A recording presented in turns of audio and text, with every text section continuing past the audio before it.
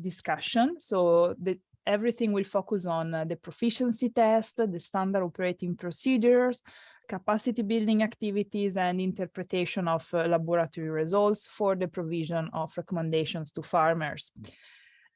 In order to allow the remaining participants to join us and also to acknowledge the contribution that unfortunately two speakers could not provide yesterday because of connection issues, we would like to deliver the opening speech of the Vice Chair of the European Soil Partnership and the Vice Chair of the Eurasian Soil Partnership. I will now read the one from Europe, so from Ms. Nicole Welbrock. A warm welcome from the European Soil Partnership Chair and its Secretariat to the European and Eurasian Soil Laboratory Network, EUROSOLAN. Analytics is a key for soil policies. Where are soil harmed, are where is action necessary? And are the measures successful? Reliable data from labs are the fundament for soil monitoring. Many laboratories ask for networking, help with capacity building, cooperation, and EUROSOLAN can be the answer. Since there is no such cooperation related to the implementation of ISO and CEN standards, so community of practice, while in Europe large laboratories appear to dominate larger analysis requests, many smaller research and institutional labs are still present and needed. And EUROSOLAN can offer an umbrella network. However, the different networks where labs are active need to be known and the achievements considered so that EUROSOLAN activities offer added value. For example, in the field of water and sediment analysis, contamination, forest, soils. New challenges are on the horizons. Soil sensors, new emerging substances like organic pollutants and antibiotics, but also plastics challenge the analytical capacity of our laboratory, and there, information exchange becomes even more important. Since more and more data are exchanged, internationally, cross-country, cross-lab comparability is important. Therefore, harmonization processes are needed between different kinds of analysis, like extractions to analyze available nutrients and different laboratories. An active and strong network like EUROSOLAN, which discusses methods, enables training courses and exchange of experiences, will bring us further forward. I wish you all a successful meeting. So these were the words of Ms. Nicole Welbrock, Vice Chair of the European Soil Partnership. Now I would like to give the floor to Filippo for reading the words of the Vice Chair of the Eurasian Soil Partnership, actually the Chair, sorry, of the Eurasian Soil Partnership, Ms. Gulchekra Kazankanova. Filippo, over to you. Sure. So indeed, Mrs. Kazankanova cannot be with us as she's currently sick, but she would like to share with you her welcoming remarks. Okay, so here we are. Dear EUROSOLAN Chair, dear participants, we in our region highly appreciate the activity of EUROSOLAN that is addressed at the overcoming and existing challenges to sustainable soil management and expect the profound contribution of EUROSOLAN into the implementation of the GSP action framework for 2022-2030. In the past, the countries of the Eurasian region implemented soil monitoring using similar protocols of soil analysis. In present, there is a diversity of methods and equipment that is used in the region for soil analysis. Some of them are outdated. Some are used widely, but are not approved as national standard protocols. The system of soil attestation is also diverse. Some laboratories receive the ISO accreditation, some receive the national accreditation, some do not have any accreditation. In this context, the initiative of this Global Soil Partnership to launch the European Soil Laboratory Network, which include the laboratories of Europe and Eurasia, is very timely. The countries of the Eurasian region have great expectation from the activity of this network, which will help to share the knowledge between different laboratories, harmonize the protocols of soil analysis to assist each other in improving the skills of the laboratory staff. In our region, the laboratories are interested to build capacities of working with new equipment and new methods. We are thankful to the GLOSOLAN for initiating the series of training on soil analysis. The training on modern high-technique equipment are also very demanded in our region. We are strengthening the GLOSOLAN through establishing the national networks. This year, the Russian Soil Laboratory Network was established. We hope that many other countries of our region will establish their networks of soil laboratories in the next few years.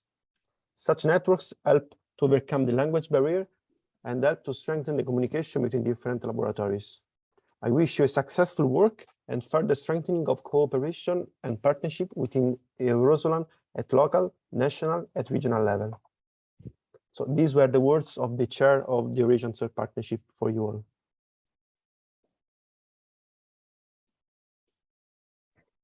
Many thanks, Filippo. Let me ask if Christian Hartmann is in the meeting, because I don't see his name and he's supposed to be the first speaker.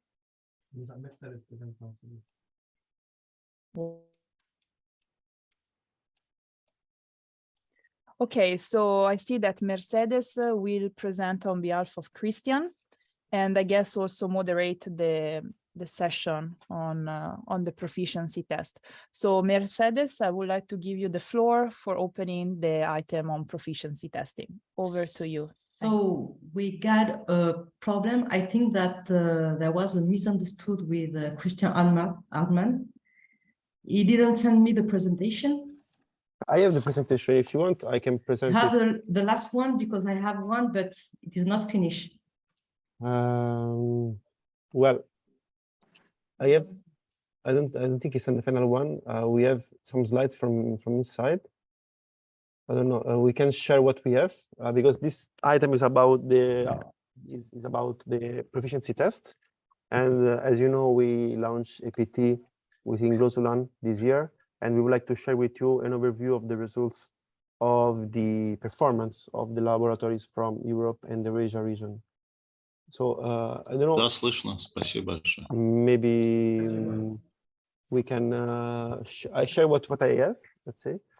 What if we do the item on the SOPs first, and then meanwhile you clarify with Christian? Okay, good. How does it sound, Mercedes? Okay, as you want. Okay, so you and Filippo can talk to Christian meanwhile, and we go to the item on the SOPs now.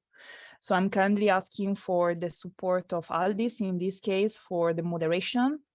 This item will be opened by a short presentation from my side on how GLOSOLAN SOPs are harmonized, and this will actually open the discussion on the regional harmonization of methods and the prioritization of documents also to translate. So if you can give me a second, I will just share my screen.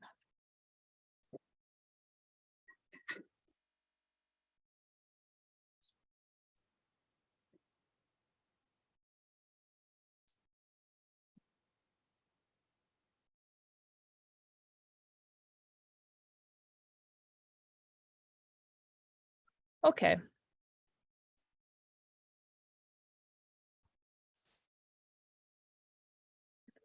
So I hope that by now you are confident with the GLOSOLAN SOPs.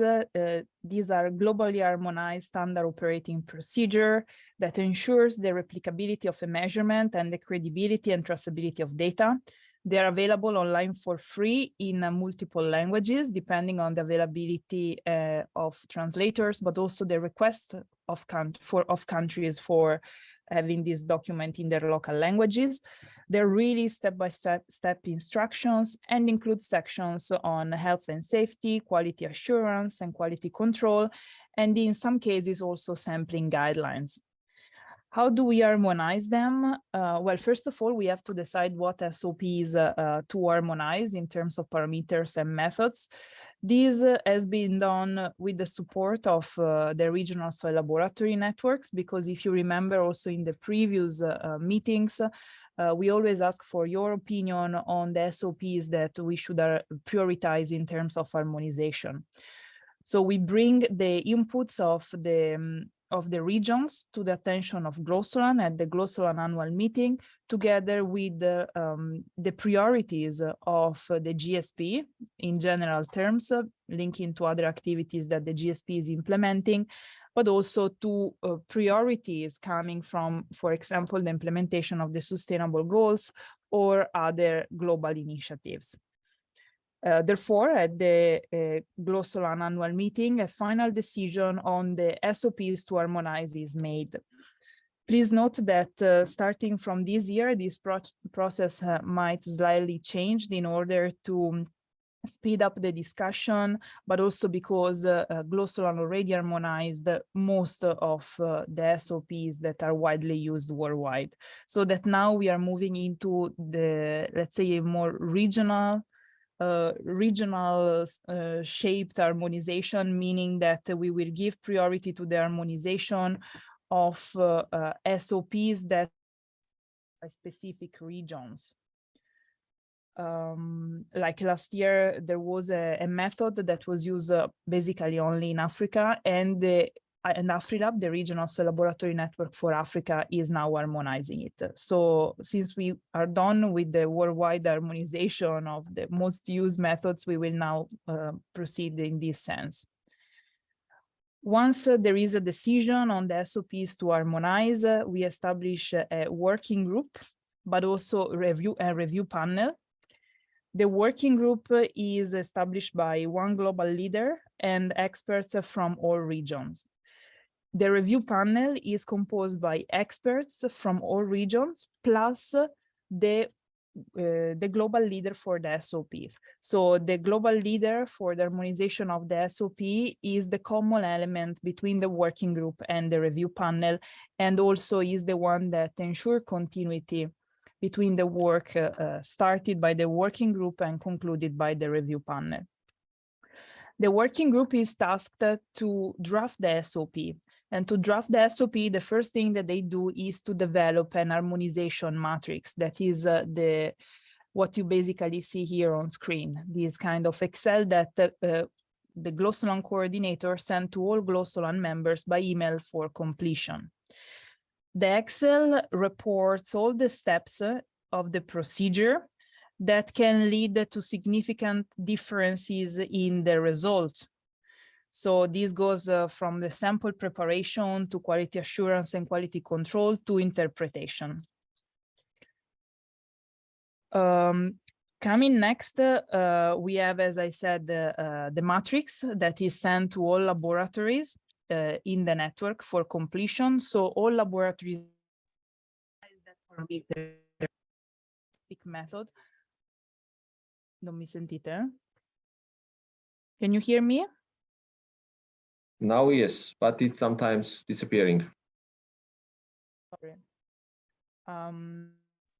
The matrix is sent to all GLOSOLAN members for completion, and all members that analyze that parameter, the specific parameter, using a specific method, that specific method are kindly asked to provide information by completing the matrix.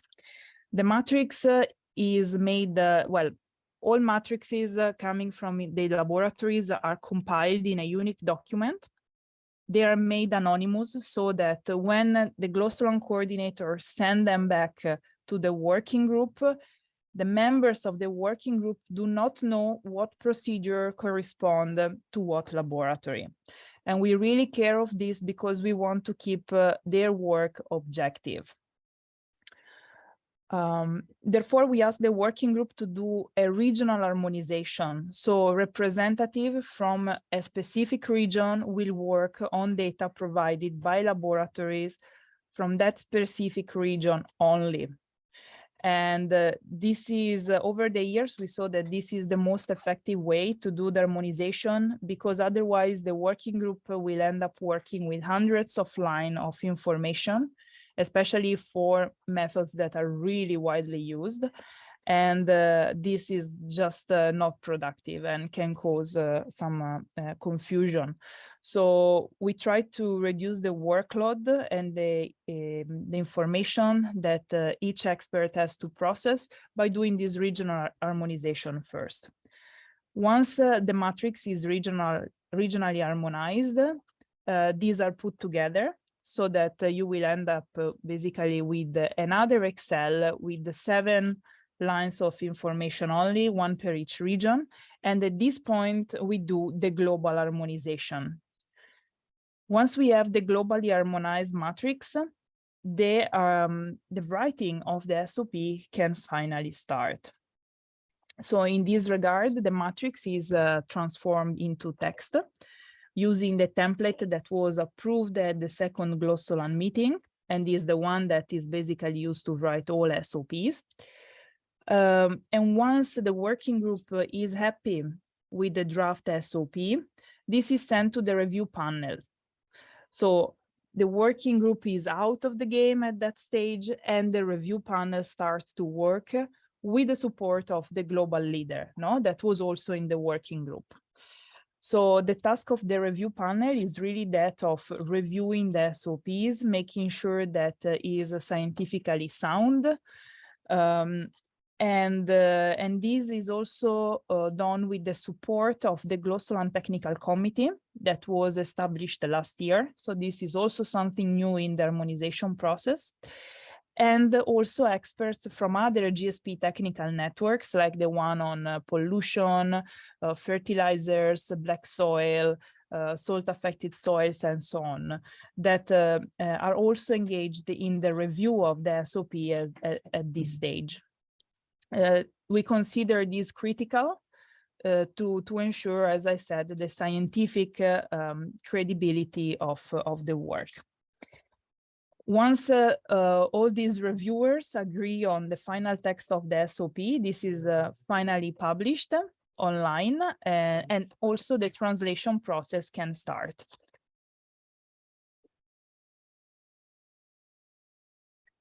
When we publish the SOP on the GLOSOLAN website, we don't publish only the document, but we also care of publishing some additional information on the method, like the associated risk for the environment and the human health, also providing some idea on the level of technology required to implement the method, the average duration of the analysis, and the global median price of the analysis.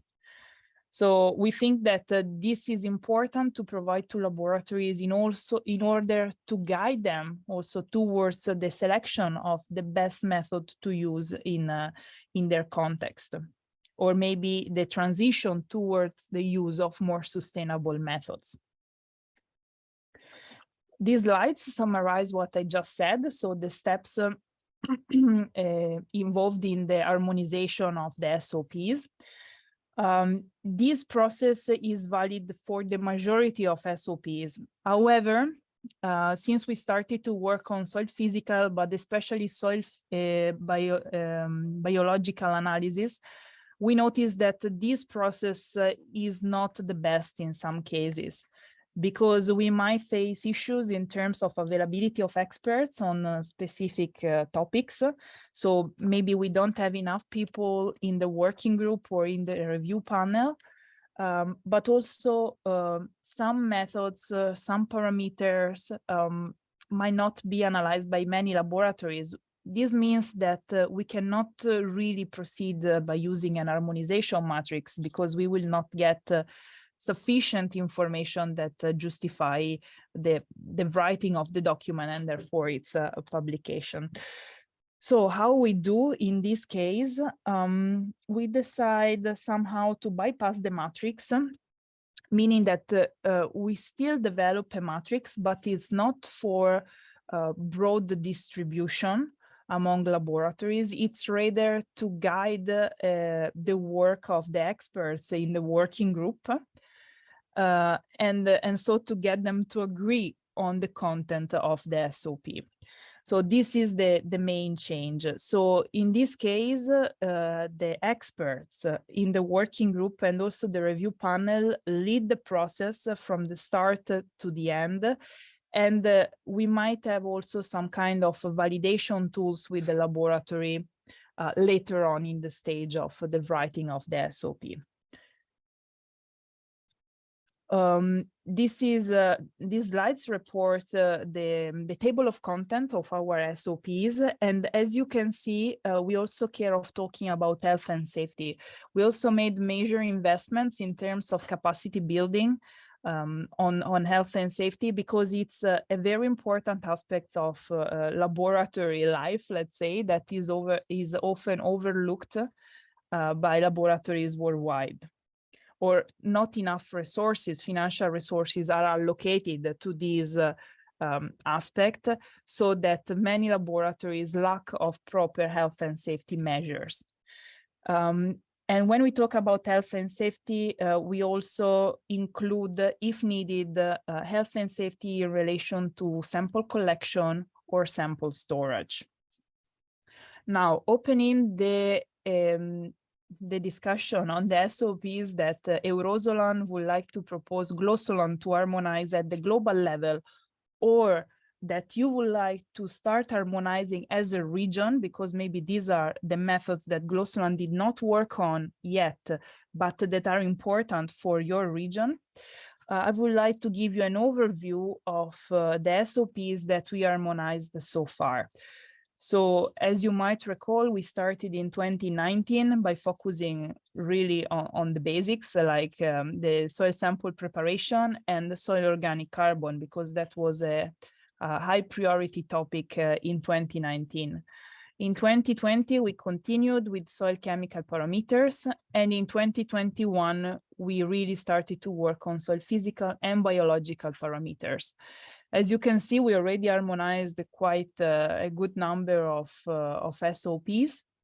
I will leave this slide on screen, if you want to take a picture or a screenshot, whatever, to further support you during the discussion. Because what I would like to ask you to do now with me, with the support of Aldis, that is the moderator of this session, is to basically identify the SOPs to harmonize in terms of chemical, physical, and biological parameters. We already had the SILNET meeting a couple of weeks ago, and they actually made very few suggestions, because they consider that the SOPs harmonized by GLOSOLAN so far were sufficient to cover the needs of their region. However, they suggested to focus maybe a bit more on biological parameters, focusing on DNA extraction, and then laser granulometry method and PARIO method for physical parameters. Now, if you want, I can show you once more this slide, and then maybe we can open the discussion. Aldis, if you can please support me, I will go in editing mode so I can write as the suggestions come in. Okay, hi everyone. Maybe it will be good for a start that Teresa, you can keep this open so we can see that's already done or in process. So it's yeah, someone is already writing something in the chat. But if someone is interested to say something to take floor with some suggestions, please raise a hand. I will keep my eyes onto the chat as well. We will try to get some discussion going. Someone is writing about cation exchange capacity. I think it's already harmonized or in process. The hexamine cobalt, we didn't do it as far as I remember. Oh, okay, it's a different method. Particle size distribution is in process, I think. That's for sure. And yeah, anions is also something new. We can discuss if there is support for these methods from others or not. For example, what I noticed, what could be interesting for some laboratories, I think I didn't see the methods of, for example, available nitrogen. I mean, nitrate, nitrogen, and ammonia nitrogen. That may be of interest for many laboratories, probably. Okay, we have one interest, and please speak, Olgi. Yes, good morning, everyone. I'm more on the physical aspects, but since we are already discussing on the retention curve, I was wondering whether we should also tackle the conductivity, so the K-sat or the conductivity curve, which is more complicated. But anyhow, at least the K-sat would be nice to complete the hydrophysical characterization of the soil.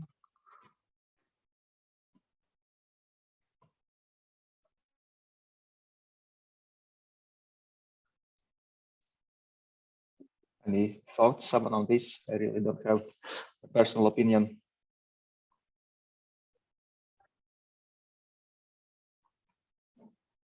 Somebody saying that calcium chloride extraction is used for viable nitrogen forms. Do we have in our SOP already calcium chloride extract?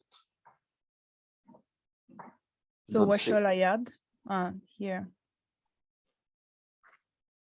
Yes, it's chemical. You probably can add available nitrogen by calcium chloride. I think I don't see it. Let me go back here.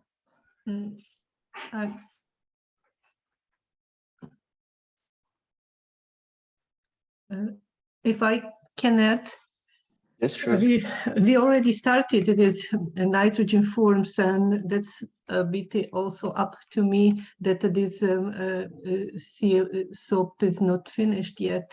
It's available nitrogen, nitrate, and ammonium by calcium, but potassium chloride extraction. So we are still working on this. I cannot see here this method, but the calcium chloride is a bit different extraction. I think that we also have mineral nitrogen as pending. Yes, I cannot see here. Maybe I missed it, but no, because we didn't finish to write it. Yes, we didn't finish. I cannot give a lot of contributions here. It's a rather complicated procedure because of two methods. It's one part is manual method. The other is a continuous flow application instrument. So not many people wanted to contribute in developing. So it's up to me to finish this SOP, actually. Sorry, but I try to find some time to concentrate and to sit a few days to finish this SOP. Don't worry. So I can promise here maybe in a month that I will send you the draft of this SOP. Don't worry. Yes, I'm also. But I write it down. Like that we have to keep on working on mineral nitrogen because yes, it's out of we are still working on it. It's a bit too long, but it's many reasons, you know. And so shall I also write available nitrogen by calcium chloride extraction? May I comment on that? Yes, because that's coming. There's a proposal coming from my side. Calcium chloride extraction can be applicable for multiple purposes, including mineral nitrogen.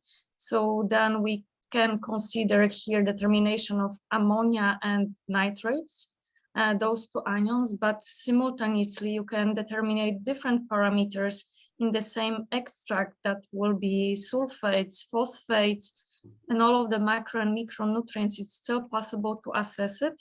And actually that's a method that regionally in Benelux, it's frequently used to assess available pool of macro and micronutrients in agricultural soils. So maybe not on the global scale, but on the European scale, this method is quite common and used not only in the Benelux, and can serve multiple purposes. Yes, I agree. I know the method, and this method of calcium chloride extraction was mostly developed by the Wageningen group in the past for micronutrients availability. And of course, you can measure also ammonium and nitrate, and it's actually the same basic is between these two methods with 1 or 2 molar potassium chloride or calcium chloride, depends just a concentration of its extractants. So we can adapt both of these methods and apply both of these methods very easily. I think that will be actually nice way to move forward to as well modify the protocol that you're already working on and includes calcium chloride extraction, because as you said, the principle of the method is the same and the same analytical techniques are used for the determination. Yes, but I would explain what the problem may be. The problem may be in defining the method of determination. So you should use different instrumentation for all these variables, you know, these elements, ions or molecules. So then we need very detailed large procedure to be described and wrote. So if you have any question how to organize such an SOP, that would be welcome. Well, I have an experience in assessing all of those parameters, so I'm happy to share as well our own experience, because we use in our laboratory, we implemented lately 2 years ago this extraction method based on the principle developed by Wageningen University. And of course, we are happy to share our knowledge and support in developing this SOP. So yes, I'm fully aware that you need to use different analytical techniques, like for anions, most likely a more accessible device will be spectrophotometer, and that can be a segment flow analyzer, either discrete analyzer. In terms of micronutrients, of course, we are talking about ICP. Yes, I understand. So that's what I said, that we need a detailed explanation or SOP for each of these, both cations and anions. But so we can combine the yeah. SOP on mineral nitrogen with the one on available nitrogen. Did I get it right? It's actually it's the same. It's the same. Just the extraction is a bit different. It's calcium chloride is less aggressive, let's say, and mitigate mostly soil solution concentration of elements, available elements. For example, Elena and Agnes are saying that they use potassium chloride for as extractant. So it seems that those potassium and calcium chloride extraction part should be probably one SOP, and then some different chapters or something about these determination methods.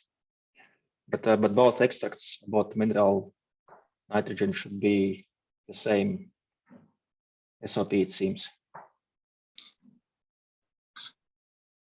I would also rather stay on separate SOP on mineral nitrogen. Okay. I mean, for now, because the determination is basically the same if you use calcium chloride or potassium chloride. No, I meant just different instrumentations, and there are separate procedures, and probably it's much easier to follow. Yes. Another method suggested, I agree with Elio, that cation exchange capacity is often determined in the barium chloride extract. We also use this method, and also we determine this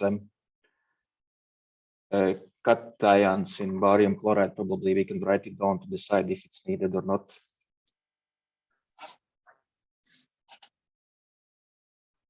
For cation exchange capacity? Yes, by barium Yeah, chloride. barium chloride, yes. I It's agree already that there, it's okay. much more often used than.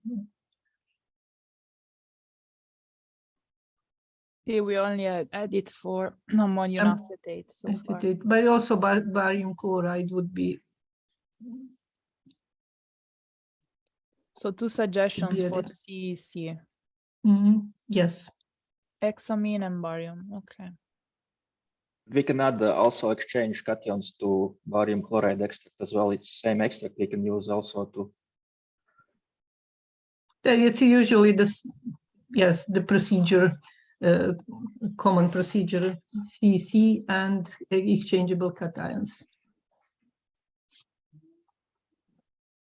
Elena is asking, what about soluble organic carbon by dry or and wet chemistry? I think it's wet. Wet chemistry. Okay, wet chemistry. So I don't know this method. Probably Elena can elaborate.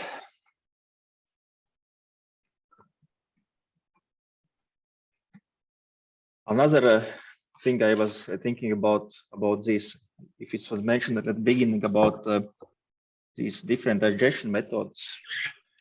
For example, if some laboratories have microwave digestion, others have some open digestion, there may be some different results acquired by different methods. Probably it's also something we can think about when we have some methods where such digestion is used.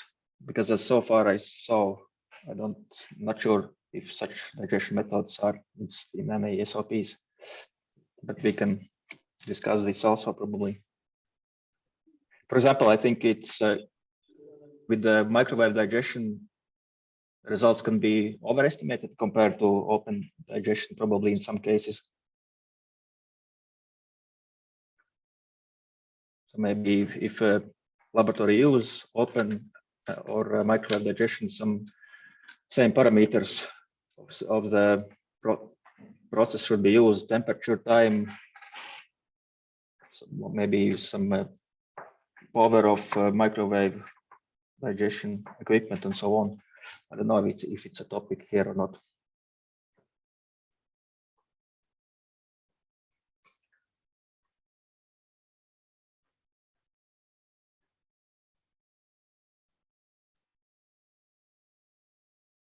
Yes, there is also a cation exchange capacity method mentioned with the ammonium acetate. I think we have used this also here in Latvia. But this is something we should have already harmonized. Ammonium acetate, yes, we already did it last year. What about Beata is suggesting digestion methods, X-ray fluorescence spectroscopy?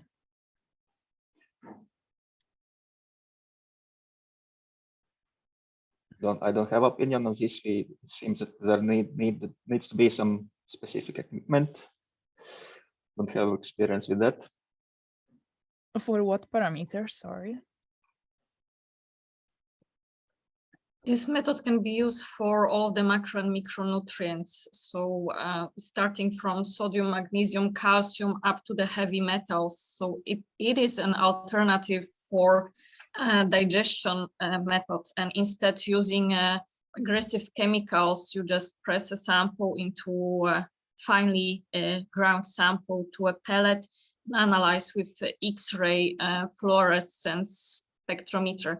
I'm not sure how many laboratories has experience with this method, but as well, it's lately catching up, I would say more on the research side rather than in production environment. But that's an alternative if you want to make your laboratory more environmental friendly.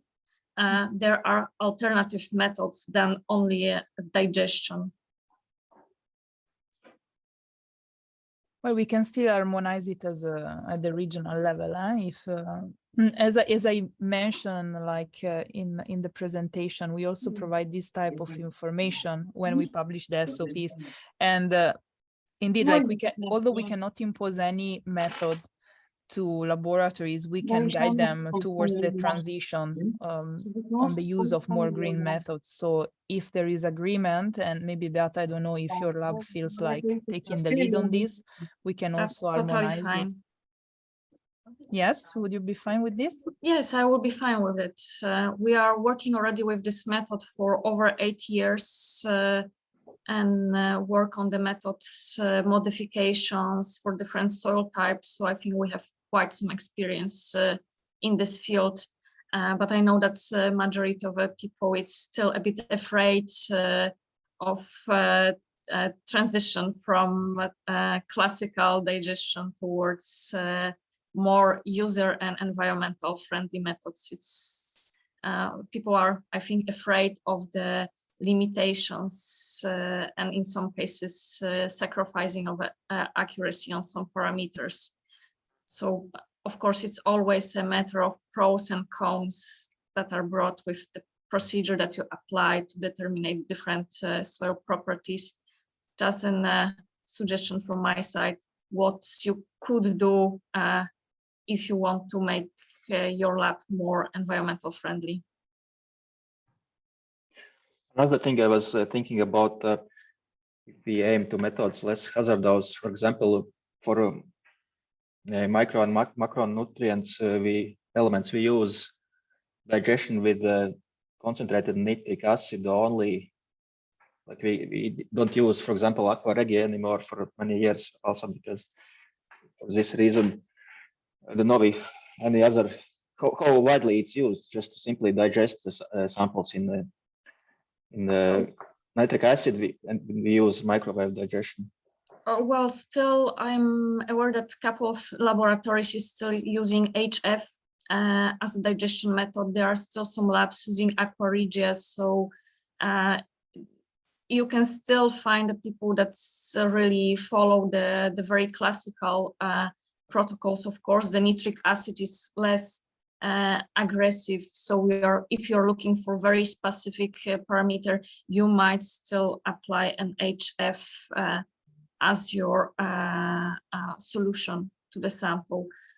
So it's really individual choice and the scope that you are looking into really plays a great role what kind of a method you will apply. How do you think should we add nitric acid as an extractant only in some method here separately or not? You know, probably. I think we discussed this last year as a possibility to determine the macro and micronutrients using a digestion method. Can we go back to the table, because then I cannot recall what we place as a final matrix to be harmonized, but definitely this topic to add digestion with microwave using nitric acid and microwaves was discussed already in the past. And was it decided not to? I think we skip it at certain point, but definitely that's not the first time brought to the table to the discussion as one of the methods to be harmonized. Yeah, probably, Lucrezi, you can write it down to a micro and macro nutrients digestion method with the nitric acid.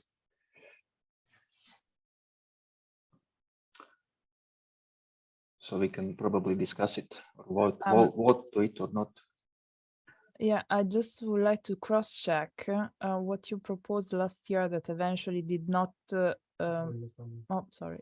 through. Bello.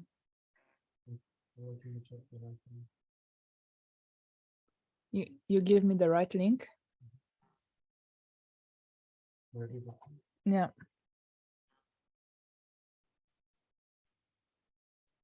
And also I see at least two more extraction methods for cation exchange capacity in the chat. Yeah, and also there was this proposal here, Mebius. I'm trying to write everything I see, but Elena, we already harmonized urine, no?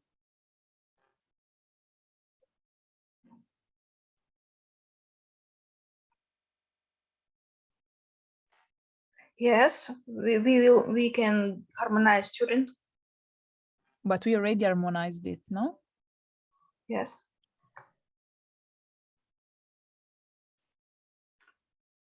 Okay, hexamine cobalt is already in the list, and another new one for cation exchange capacity is. Let's see it. It's the same, yeah, cobalt hexamine. Okay. People just agree that it's also a used method. So, Maria, you. Yes, I would like just to give you some short suggestion that when we can propose many methods, but we should first try to check how many laboratories is accepting or doing these methods regularly, because otherwise we could not harmonize the method. Yeah, you sure. know. So we can be very enthusiastic in making a big, long list of the methods, but actually, finally, we couldn't harmonize the method because only a few laboratories are performing. It's the same with the new methods for which we need some advanced techniques. So not many methods, maybe in Europe, yes, but not in maybe Eurasia or other part of the world that still don't use this or don't have these instruments. So that's what we should having in mind when deciding which method we are going to develop. Also, if I can make a suggestion, because indeed, like, we can make a long list. If you want, we can list them all and then distribute them over the years. But since this time GLOSOLAN will allow regions to do regional harmonizations, I think we have to come up with a list of methods that EUROSOLAN will harmonize next year. So my suggestion is not to make a list that is too long, otherwise it will be a lot of work. And maybe also taking from what is in the chat, we can also maybe work a bit on the physical and biological parameters that have been kind of overlooked. Nunzio? Yes, thank you. Basically, I would like to make a more general comment. First of all, it also can be very effective from my point of view that apart from the harmonization issue, there is a link between the different properties with the target, the final aim of using these properties. For example, of course, I talk about my personal experience. Since I am more involved in the soil hydraulic properties, it's important from my point of view to have the physical and chemical properties in terms of particle size distribution, in terms of oven-dry bulk density. I think it's important just to also to be more precise on the bulk density, because usually what we need is the oven-dry bulk density, and is also the standardization is easier because you have the oven at 105 centigrades. And so this help the harmonization between the data. Again, the soil organic carbon. I know that there are many methods of soil organic carbon, but usually what most of the laboratory that deal with the soil hydrology use the Möbius of the potassium dichromate method, because they use this in the pedotransfer function.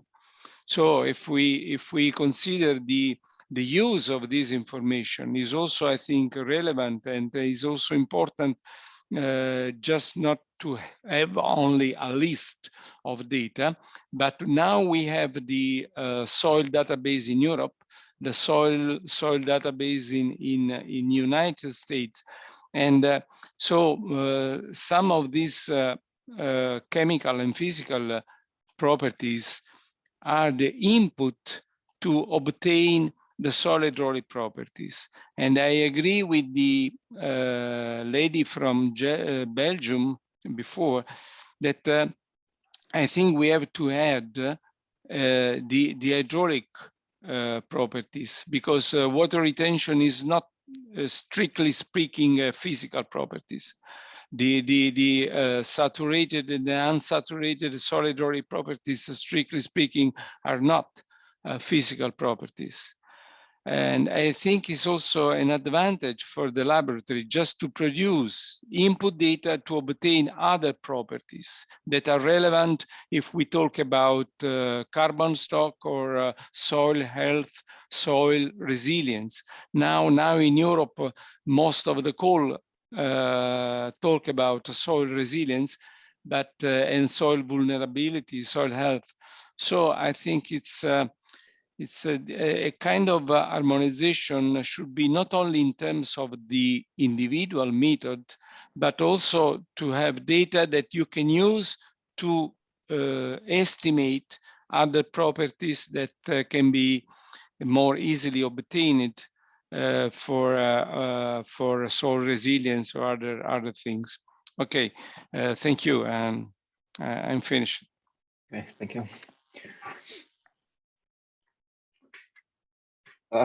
Wolfgang wants to add something. Yes, thank you. Good morning from my side.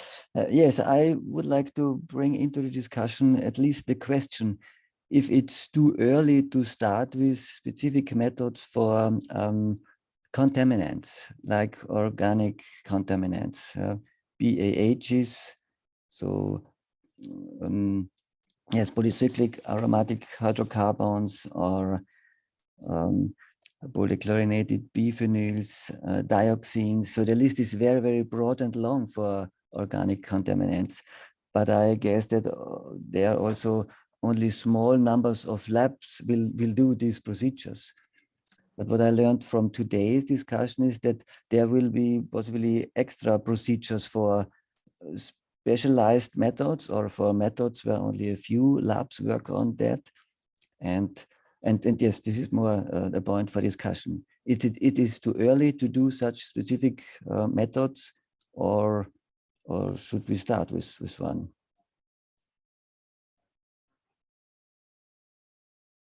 Yeah, this can be an open question. It seems probably we should now see if you have any proposals for these physical parameters, as we see that it's quite empty at the moment, at least.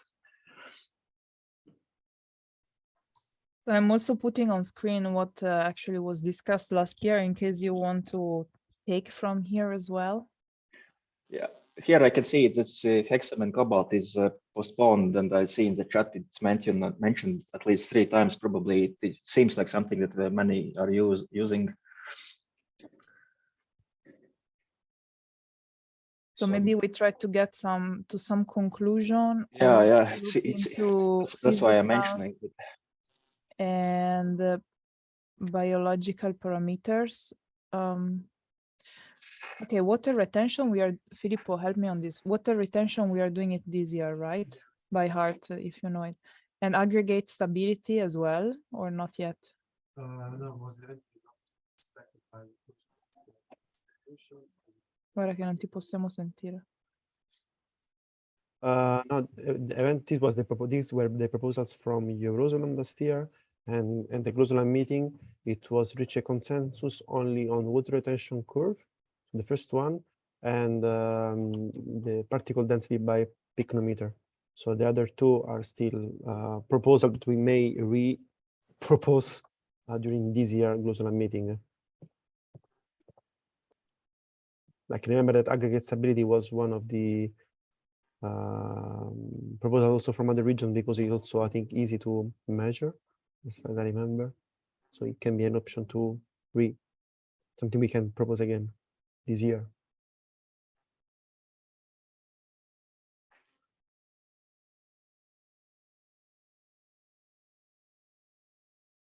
So in the chat, it's said that we should focus on more easily harmonized methods.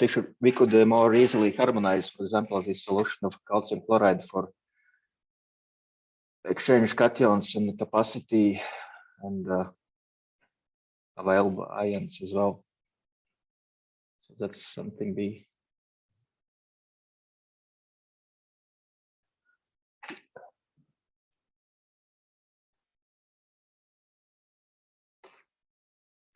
So now we have this. So we should decide about this cation exchange capacity. We talk about it. It mentioned it pretty often today, but we have to decide on which method probably we continue if we decide to harmonize cation exchange capacity and so on. Is it hexamine cobalt or barium chloride or calcium chloride is suggested as more easily harmonized method?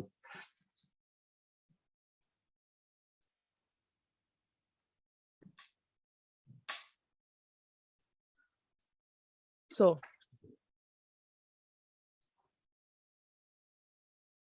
mineral nitrogen, we said we will continue, right? So I put it in green. This I put it in green. Based on what Maria was also saying, maybe we do these two, the CC and exchangeable cations. Are you okay? She said we should go on with the calcium chloride extract because it's Calcium chloride. Widely used, I guess, yeah. So, okay. What is next option? I don't recognize. This one here. Available anions and cations by calcium chloride. So these two are not confirmed.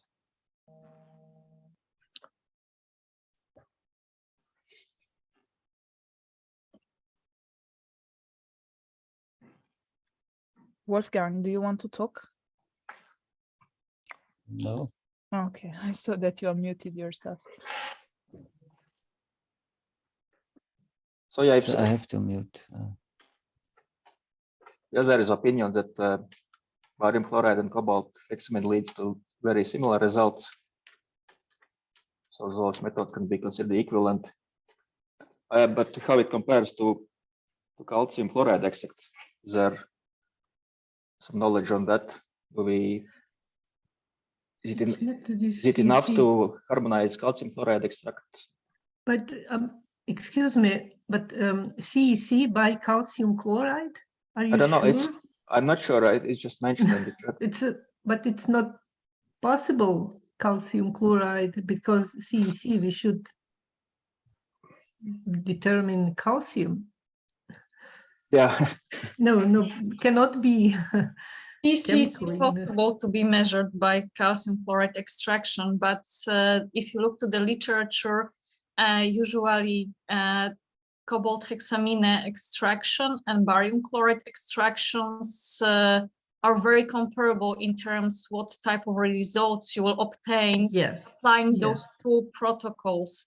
So actually harmonization of two extraction methods would make a lot of sense, and as well including if we have a capacity to do that, to run some sort of comparison study between those methods, that will be great, because both methods are widely used, while I would say cobalt hexamine is more appropriate in terms of tropical soils that contain quite a lot of aluminium and iron oxides. I agree, yes. So I should write CC by calcium chloride. No. No. No. Okay. No. If you are interested in CC for this year, then we have to choose one of those methods. But barium chloride was mentioned as hazardous, but it's widely used. But those methods were mentioned as very comparable, so probably it doesn't really, in terms of result comparability, it doesn't really matter which one we choose. Probably then we have to choose more environmentally or yes, we can go for only one of these. We can decide that we go in this year with only cobalt method, maybe, if you agree, not to go with these two methods, because it's a lot of work with on CEC method.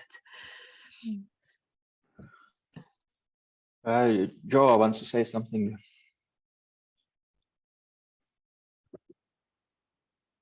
From Portugal. Hello. Okay.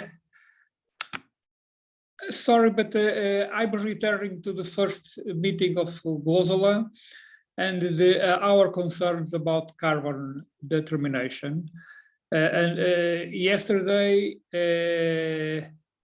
I was worried with the few data that Lucrecia showed us for carbon and I think it's important to return to the TC method by Dumas and review it and expand it to carbon fractions, just as it was proposed last year. Because the method is basically the same, and the apparatus, it's not really the same, it's more expensive, but I think it's important, the theme of carbon.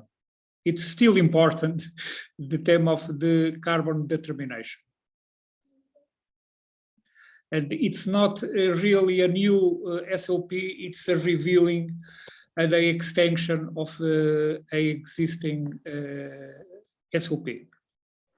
So it's this one here, no? Carbon fraction. Yes, yes. Because also this is with Dumas, huh? This is an update of the Dumas. These are two different things, right? Specific instrument is needed for the second one, I think. The instrument that ensures this temperature gradient. The first one is just. I think the carbon fraction the carbon fractions by temperature. It's more important, but in my opinion, we need to review it. The first one is more easily to implement, but yeah, but second one, for example, I couldn't do it because a specific instrument is needed, I think. It's basically the old one, but with a gradient of temperature. So we agree to do this.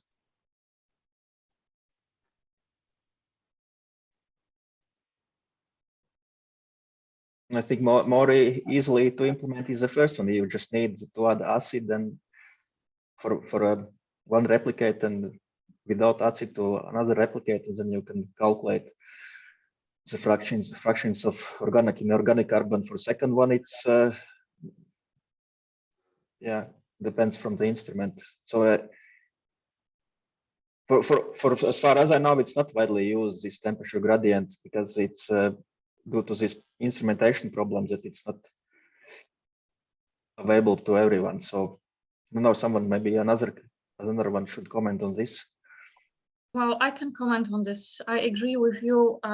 Indeed, it's way easier to treat the samples with the acid and use the same analyzer that you use for your total carbon, total nitrogen, and define organic carbon, while for applying the temperature gradient, you need to have a specific instrumentation. I agree that it's very good method. I don't doubt that.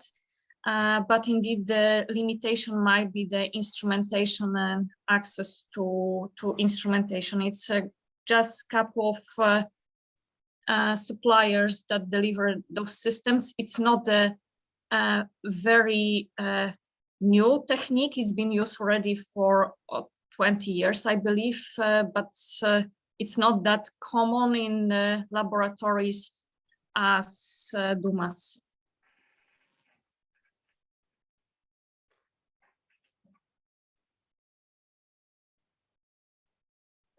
Okay, since we are a bit late on the agenda, shall we try to close the discussion, Aldis? Like, shall we agree on proceeding with mineral nitrogen to be combined with available nitrogen by calcium chloride extraction, CAC and exchangeable cations by hexamine, cobalt, available anions and cations by calcium chloride extraction. We do the review of the DUMAS to include organic carbon by static temperature. And then for physics, we do the laser diffraction and biological DNA extraction that comes from last year's discussion. Or shall we, is it okay with everybody, or shall we include something else? Because this time, remember, like we will kind of bypass GLOSOLAN. So whatever you decide to harmonize, we can do it either at the global level or at the regional level. Joy, do you want to say something on DUMAS? You still have your hand up from previous comment. No, sorry, no. Okay. So, any opinions? Should we continue with the green ones? I'll try to make it bigger.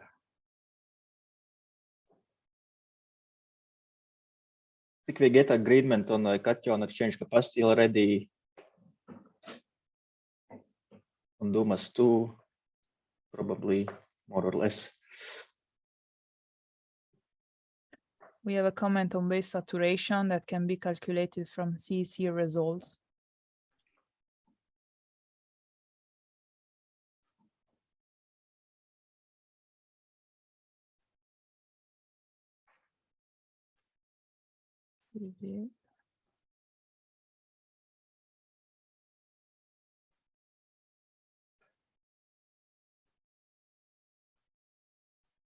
Yeah, we don't have anything on pollutants. I don't know if you want to work on PCB.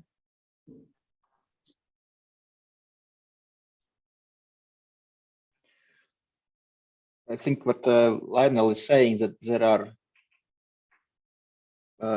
already made some harmonized SOPs and plan that we can use these results as that can be used as an input for calculation of some parameters as base saturation. I think it's possible to calculate it somehow. Probably you can write it as a note to existing green one line of cation exchange capacity to see as a note for developers or SOP to add this in SOP. Okay. And what about the suggestion on organic contaminants? Do you want to work on it this year or not? It would be very nice and useful, but we should have the lab or person who is willing to lead this. Because it can be harmonized as we are doing for like the SOPs on biological parameters. So if it's not done by many labs, we can skip the harmonization matrix somehow, but still we need of experts to work on it and lead the process. Mm-hmm. So Wolfgang, I don't know if you're confident with the procedure and the method, if you feel like taking the lead. If so, we can add it. We can add, yes. Yeah.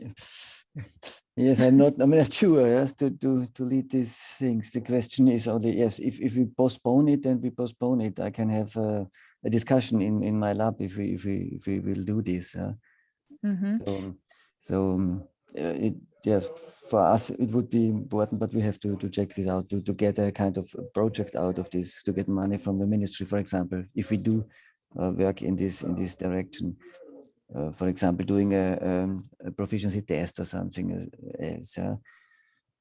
So we did this within Austria with 10 laboratories, but there we try to harmonize the different methods that are existing at the moment, and then to find a recommendation for which one of them which are possible to use. But here, I think it's a much more complicated procedure with many other countries.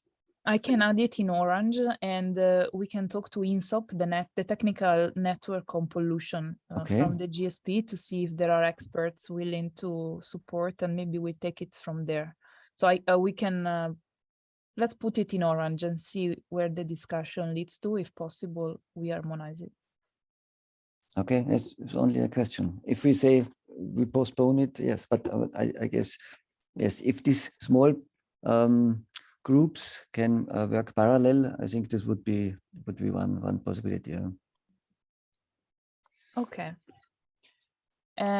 So I think we are fine with chemicals. We have 4 plus eventually 1. Physical and biological, we have 1 each. Is it okay? And what about this phosphorus ammonium lactate? Have we discussed this? Or we have this on the list? PIL. I don't know where it's written in the chat. No, here on chemical. Phosphorus, IL phosphorus. Yes, ammonium lactate. So are we going to harmonize this method?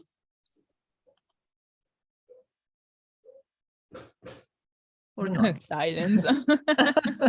For me, okay. If you want, we can do everything you want, guys.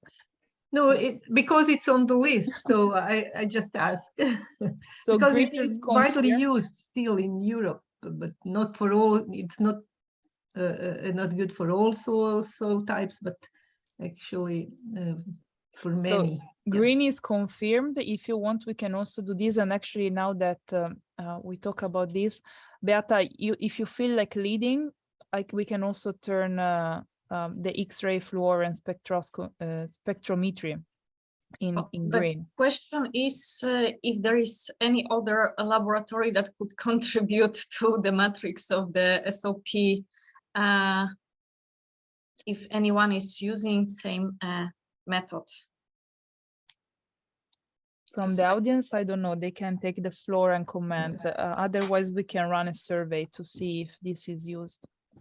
Well, I think that it will be easier to run the survey because that might be very niche method, but I agree with Maria that phosphorus by ammonium lactate acetic acid extraction, it's quite commonly used in Europe, so that might be a more practical to harmonize this one instead macro and micronutrients by XRF. Okay, so X-ray in orange and the lactate in green. Okay. Aldis, let's close it here because otherwise we are too late in the agenda. Okay, thank you. I thank you for the moderation. You did great. So next year again, okay? Thank you. And we thank everybody, of course, for the contribution to the discussion. Now, Filippo, my understanding is that the floor now goes to you for opening the item on proficiency testing. Yes. Again, hello, everyone. Unfortunately, Christian Hartmann cannot be with us today, but he shared with us his presentation, not complete one, but the whole item will be on proficiency testing. So first, I will share his presentation where an overview of the performance of the labs from EUROSOLAN will be presented. And later we will give the floor to another PT that was launched in Europe recently. What I would like to clarify is that this is just, again, an overview of the European and Eurasian labs that joined the GLOSOLAN PT in 2022. Still, each lab will receive an individual report. Many of you, I guess, already receive it. Those of you that joined the PT, submit the results, but didn't receive the report yet, should receive it very soon. So I hope in a few days. But let me share my screen so I can present what are the main main considerations of the PT. So again, this presentation was drafted by Christian Hartmann. Why this, like Lucrezia already showed you this slide yesterday about the role of laboratories. As we're running late, I will go a little bit faster on this. But again, why we launch PTs, why we give importance to data quality, because the labs are like factories where soil data are produced. And these are really the base of many decisions that are made, from national assessment on soil health, mapping, and so on. Yeah, GLOSOLAN PT, or interlaboratory comparison, we launched in 2021, but actually we implemented in 2022, thanks to the support of the IRD in France and the British Geological Survey from UK.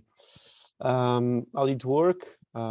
Samples from different origins were collected by staff of the British Geological Survey, who prepared the samples by sterilizing it, grinding, homogenizing it into different sets. So 10 sets were prepared, 10 different samples, and each set containing 10 samples, 10 grams each. So in total of 100 grams each set was were distributed to different labs.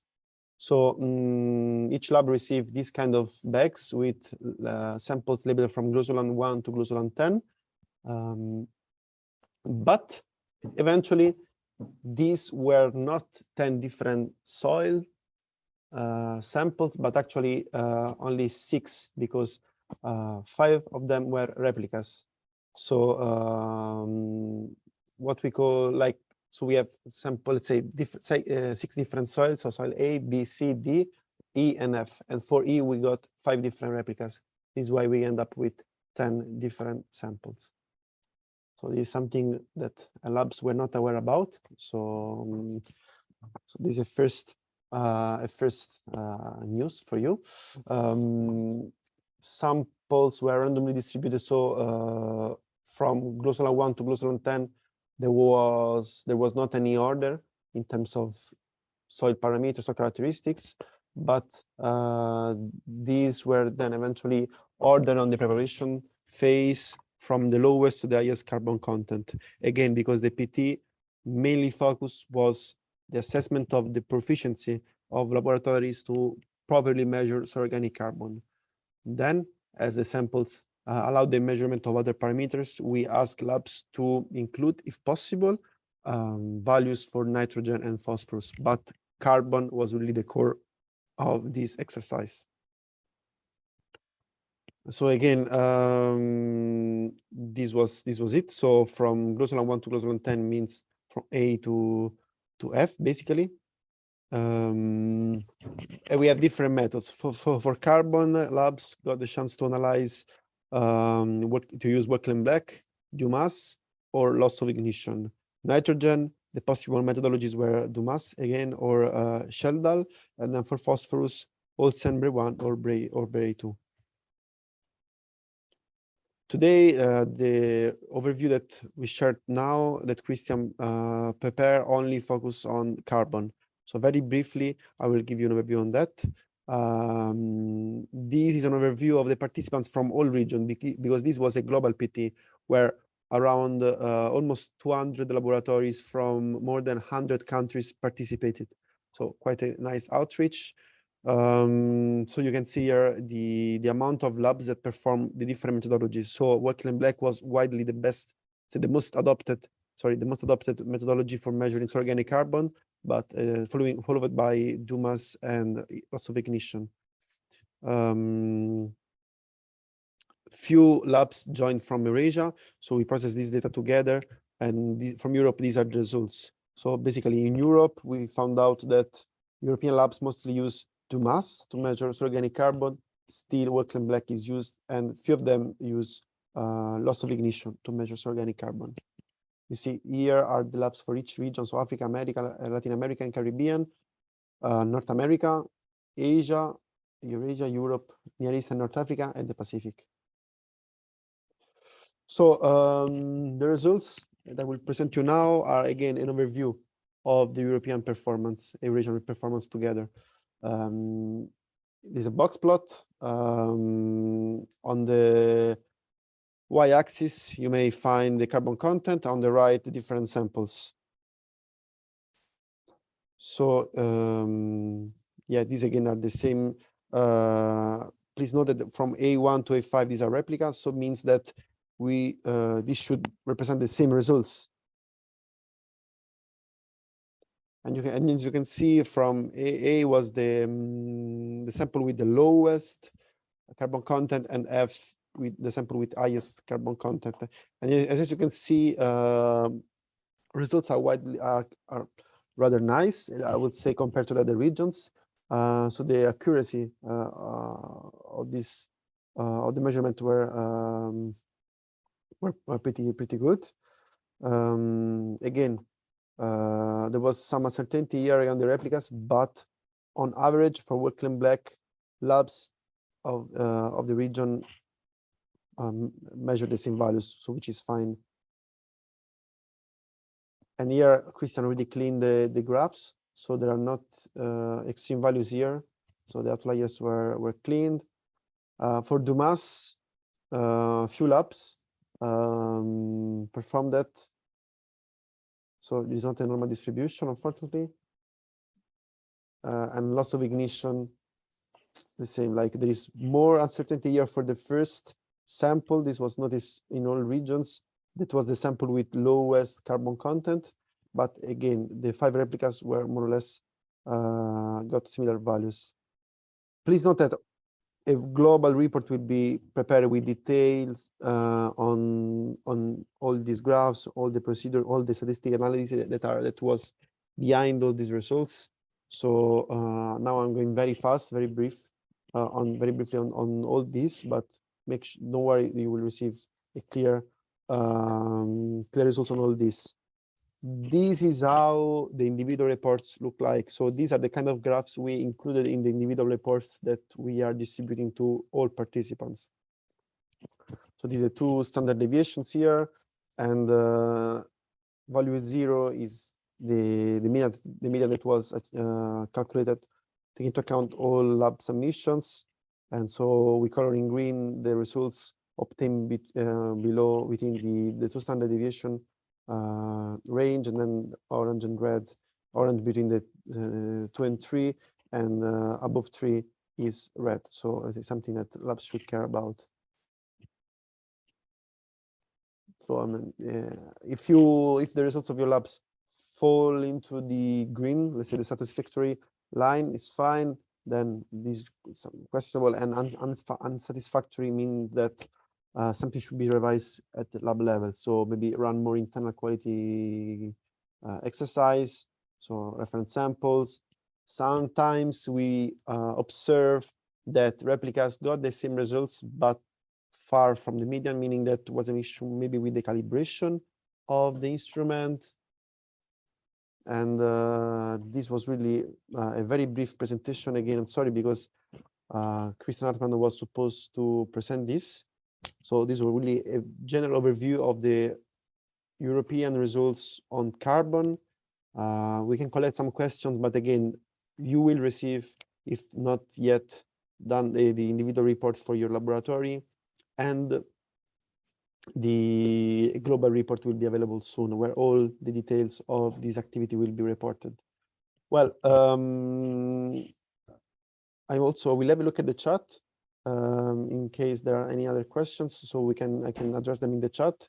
But as time is running fast, I would like to give the floor to colleagues from Belgium as Mrs. Aurore Degré as a presentation for us, because there is a network of soil physics laboratory. It's called SOPHY, and they launched a PT in the region recently. So it will be nice to hear from them. And I will really like to thank Benjamin Guillaume and Aurore Degré for preparing this presentation and for being with us today to share their experience. And I think this will be very useful for the other labs which organize PT at the national or regional level, especially those on physical parameters.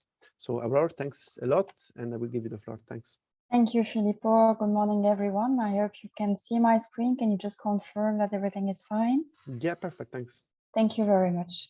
So indeed, I prepared a very short presentation of what we did within the SOPHY network. So SOPHY is a group of soil physics labs, mainly in Europe, but not only in Europe. And we met for the first time in 2019 with a question about the quality of our measurements.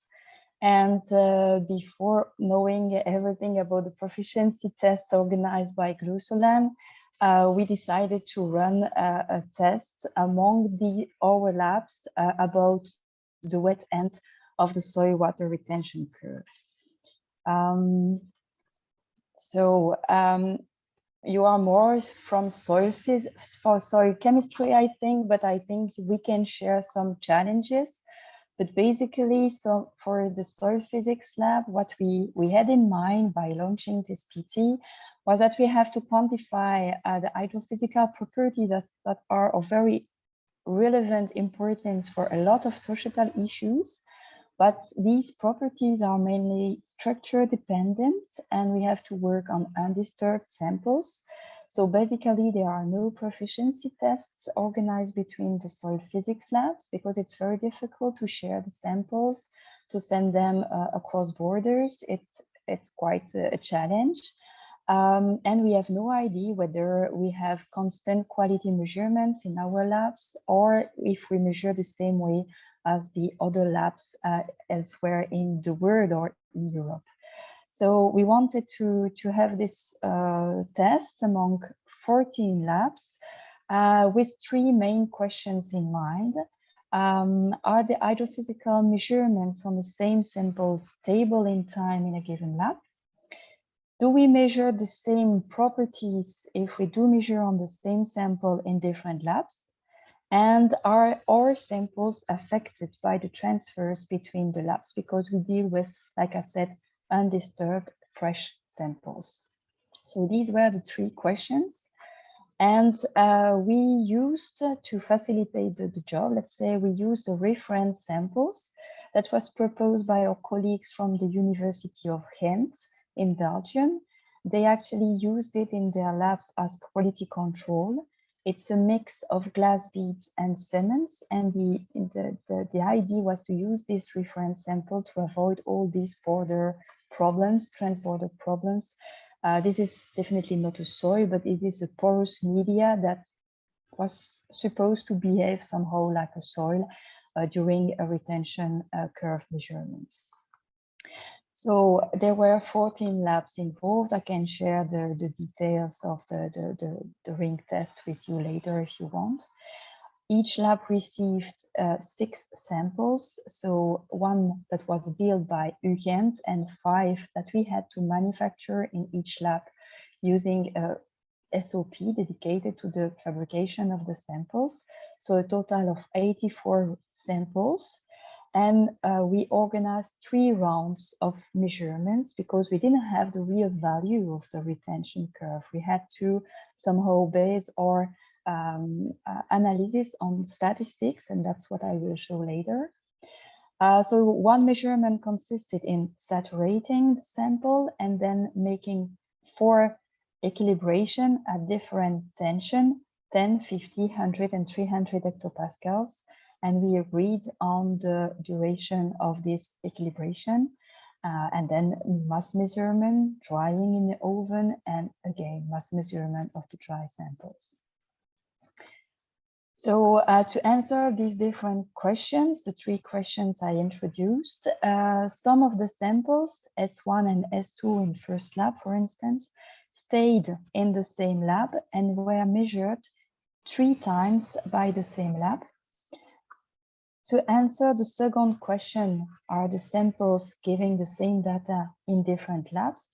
The third and the fourth samples travel from lab 1 to lab 2 and then to lab 3. It's the red line that you can see here. And I remember you that there were 14 labs, and so it was the same scheme between all the labs. So one sample was measured by 3 different labs. And then to answer the last question about the transfer between the labs, sample 5 and 6 were transferred to another lab for the second round, and then went back to the first lab. So these samples were measured twice in a given lab during the first round and during the third round, after having traveled twice to another lab and coming back. So I will skip the statistical methods that we use to answer all our questions. But basically what we did was, what you can see in this graph is all the retention curves that we collected for the more than 80 samples, measured twice each. The color gives an information on the lab ID. You see the water content on the y-axis and the tension on the x-axis. And you see that indeed we are far from having a single a single retention curve. So we had to do some statistics to disentangle all the variability sources. What we did was to use a linear model, and what the bold line that you see here is the linear model that represents globally all the answers, and we will discuss about the variability on the line intercept and the slope, and try to disentangle the variability coming from the different labs, coming from the different rounds, and coming from the samples that travel back and forth about the transport question. So if we only use a single linear model, the standard deviation of the residual is very high. It's between 0.10 and 0.15, let's say it's 0.13. And that's what we want to reduce by introducing the variability coming from the labs and the different other factors. So to answer the first question, are the measurements the same on the same sample in the same lab? We consider the samples that stayed in the lab and were measured 3 times. What you see on the upper line is the variability in the different labs. So one color, one lab. You can see that some lab, the red one, for instance, had a very low variability on the intercept, or also a rather low variability on the slope. But there are huge differences between the variabilities introduced by the different labs. So if you take the light blue line here, you see that the variability is very widely spread in this lab. And so it shows that inside the lab, there is already some problems, some issues to fix about the reproducibility of the measurements. Then we wanted to address the second question: are the same samples giving the same results in different labs?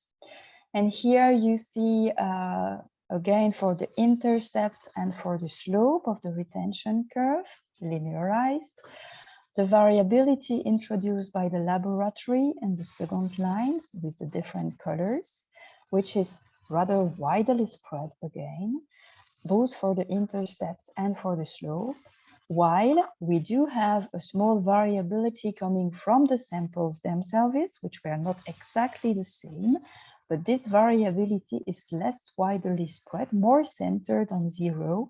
And you see that indeed, most of the variability is coming from the laboratories. If we do take this variability coming from the laboratories into account in our model, the standard deviation of the residual decreases and goes down below 0.010. So it's very important to take it into account. Where does it come from? We launched questionnaires among the labs to try to understand what were the differences in the SOPs, in the procedures, in the different labs, and we collected almost all the information. We see a lot of differences because the labs use different devices to reach the tension or the pressures that we agreed on. Some labs used contact material, some didn't, and the contact material were rather diverse. Some labs had a cap on the sample, some didn't. The level, the height for the reference for the pressure setting was different. Some labs did make a correction between a water centimeter and hectopascal, some didn't, and so on and so on. So we pointed out a lot of differences between the procedures that were followed in the lab. And to answer the third questions, are the samples affected by transfer between the labs? Yeah, but the answer is yes. Again, if we take that into account, we are able to lower the variability of the residuals and to get rather low in this variability to reach less than 0.01. So indeed, it affects the results to send around the samples between the different labs. So I make a long story short, but our conclusions are that there are intra-lab variability. It exists, but it really depends on the lab. Some are very performant, some need to improve their procedures. But the most important source of variability in our database is the fact that it's the difference between the laboratories and the fact that the SOPs are not harmonized enough and that we are combining different methods, a lot of different practices in our labs.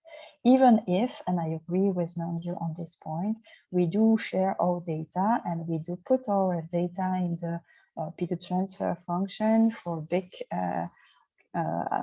database at the international level. Actually, these data contain variability coming from the different labs, and it's a very, very huge one. And we have a challenge to address about the way we will push forward this experience, because we need reference samples that are not affected by these exchanges between the laboratories.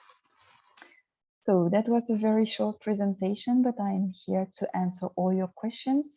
And if you want to know more about the SOFI group, there is a link here with a website hosted by Wageningen University.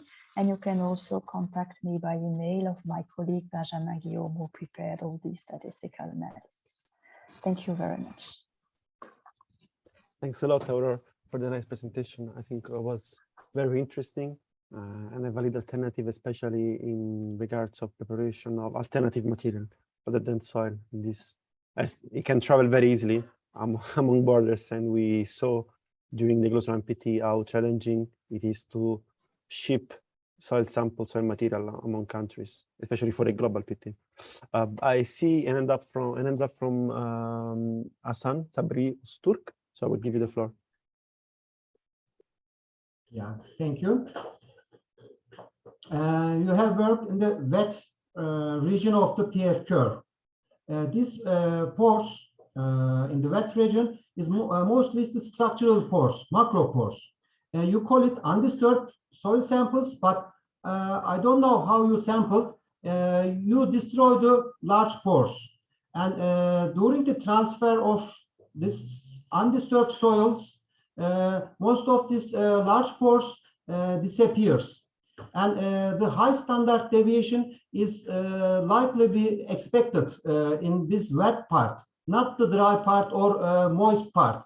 That your studies, your results of your study is clear for me, expected for me, but it is very nice to see scientifically you prove that transfers or the sampling of undisturbed soil is very susceptible with the high standard deviation. Yeah, it is not the question, it's a contribution for me. I would like to thank to you. Also, I would like to add one more thing. You work on a coarse soil. If you work on a heavy clay soil, you will expect more standard deviation among the lab, also in the same lab. This is logical for the this kind of soils. Thank you. Yes, thank you for the remark. So indeed, we didn't really use soil. We used a sort of mix of glass beads and cement, which was supposed to be stable, to try to indeed avoid all these questions about the soil type and the variability of the structure at a very small scale. So we wanted to get rid of this. So it was not perfect because the reference sample was not perfect. It's not as stable as we expected. But anyway, what we can demonstrate is that indeed most of the variability comes from elsewhere. And that's the important message. We really need initiatives like these initiatives in EUROSOLAN to standardize the SOP and discuss more about all these little things that we do in our lab, without thinking that other people actually are doing something else that completely affects the results. And yeah, that's very important. That's the main message. But thank you for the remark. I agree. Yeah. Thanks. Thanks a lot, Aurora. Indeed, I'd like to announce that during also the EUROSOLAN meeting in November, we will have a further discussion on this, on SOFI, and the need to gather together experts also on soil physics, as we done for chemistry, and also as we started doing with biological parameters, to create a platform where experts on soil physics may discuss about this, to find alternative methodologies, and also to organize this kind of exercise, because indeed, I think we are all discussing, facing the same issues in the labs. So it's by supporting each other, we may receive faster the conclusions and some good solutions.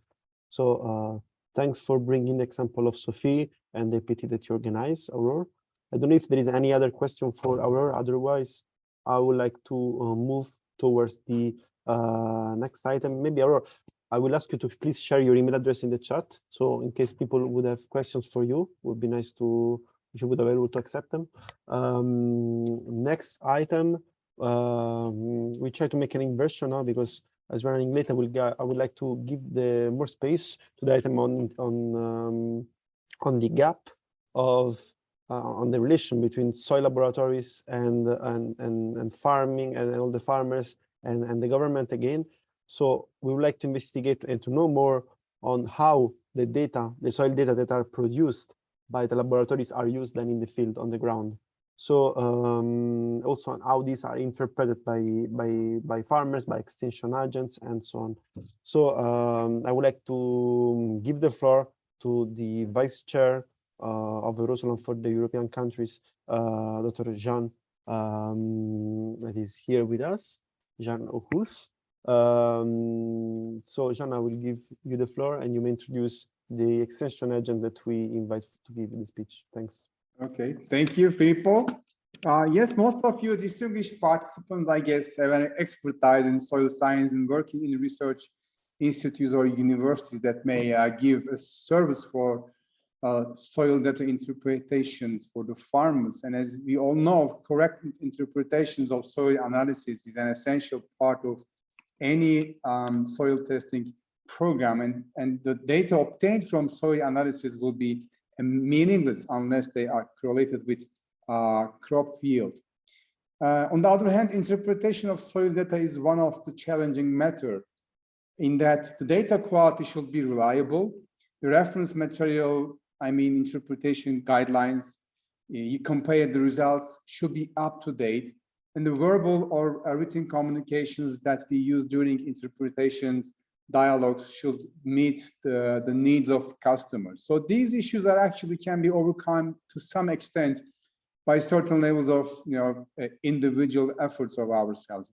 However, interpretation of soil analysis is complicated by the fact that the response to fertilizers can be affected by the factors such as physical conditions of soils, health of the seed and crop, seasonal changes, and last but not least, customer or farmer behaviors.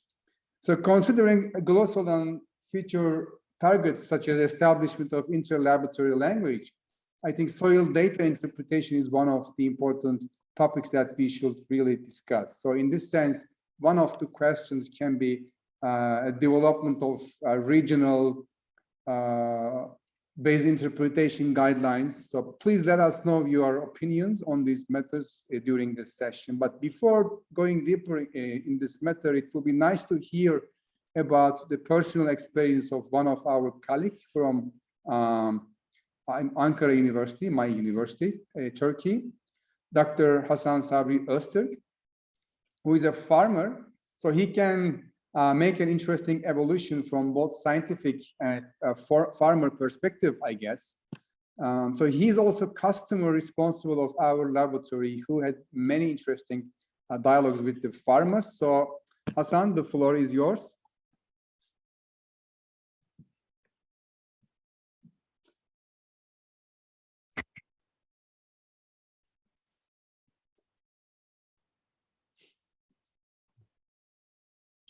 Okay, I am looking for, yeah, my presentation.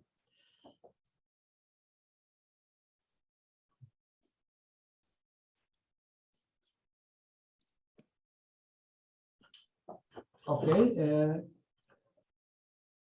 John, is everything okay? My voice and my...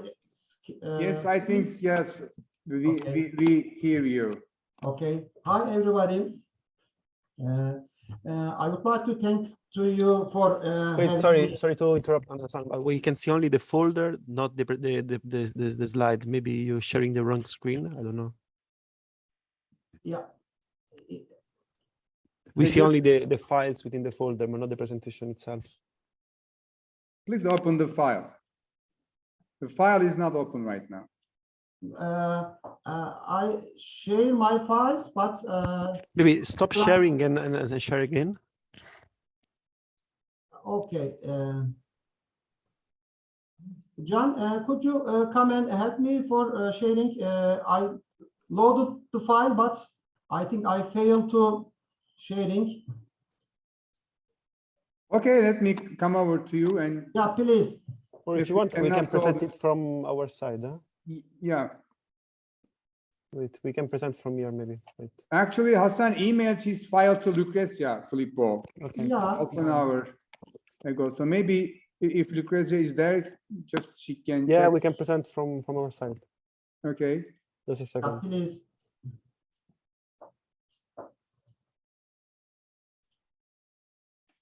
It's okay? Yes, we can see it, but yeah. not in presentation mode. Hasan, can you switch?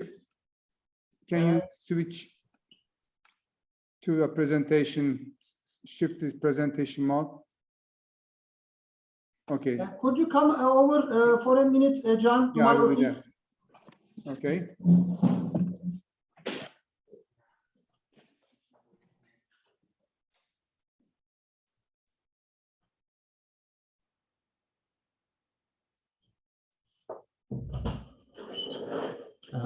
This is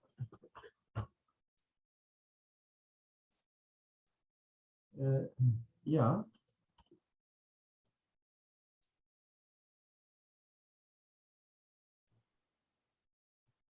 It's okay. Okay, thank you. Can you see my presentation? Yeah, no, it's perfect. Thanks. You can go ahead. Okay, thanks.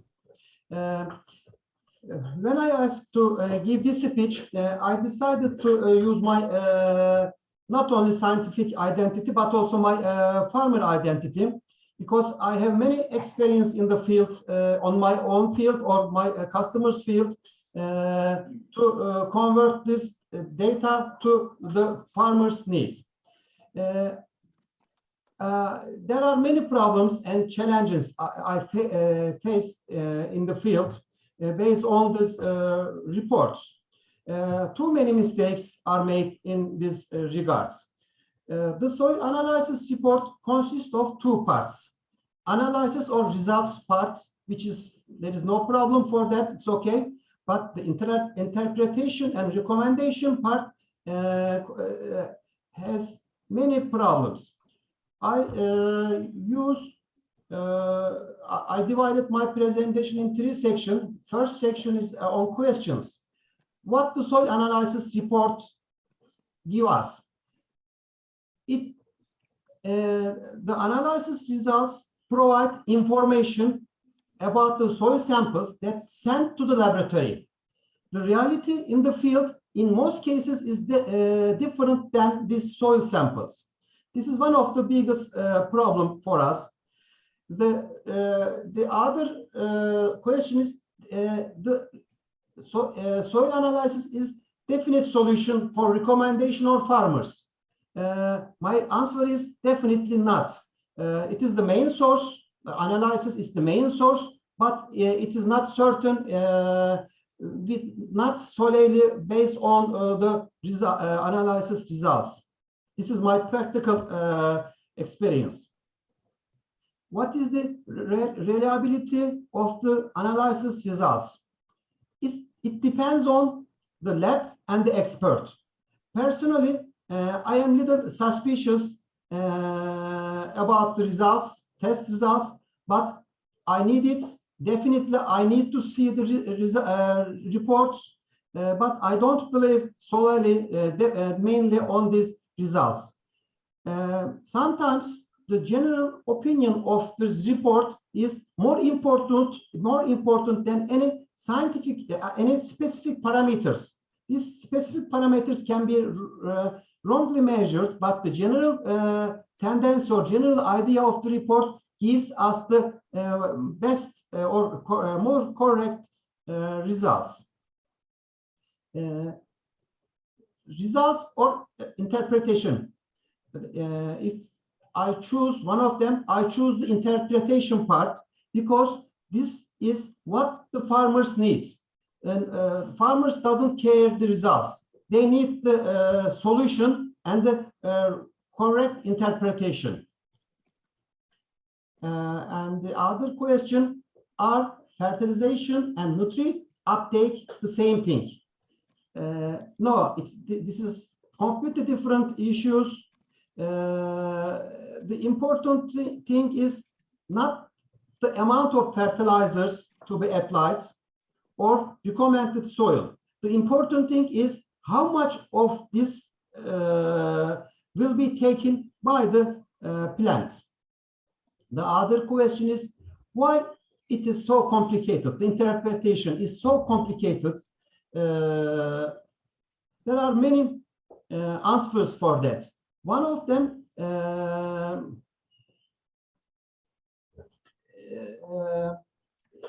is there are many parameters to be considered to judge the correct recommendation.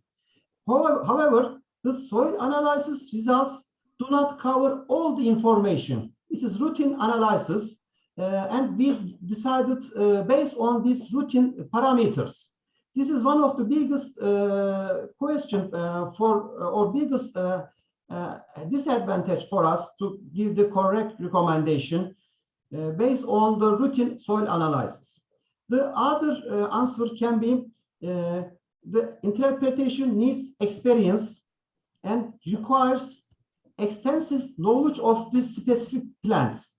In most cases, there is a problem for the interpreter's point of view. Either they have a knowledge, but they have no experience of this specific crop. Maybe he knows or she knows the tomato or cucumber, but he cannot convert this knowledge to another plant. Another complication on the interpretation is the restrictive conditions in the soil. Some soils can be compacted, or there is a drainage problem or flooding problem, but we don't see these restrictions on our routine soil analysis. And it makes us a wrong conclusion for the point of farmers. And my last question, and the most important question, I think, what is the definition of plant available nutrients contents? And who decides that? Which part is plant available and which part is not available? We just we use some solutions to extract, and according to this extract, we say, this is plant available, this is not. But in the field or for the point of a plant, this is nonsense. We cannot decide that this this result is available or not.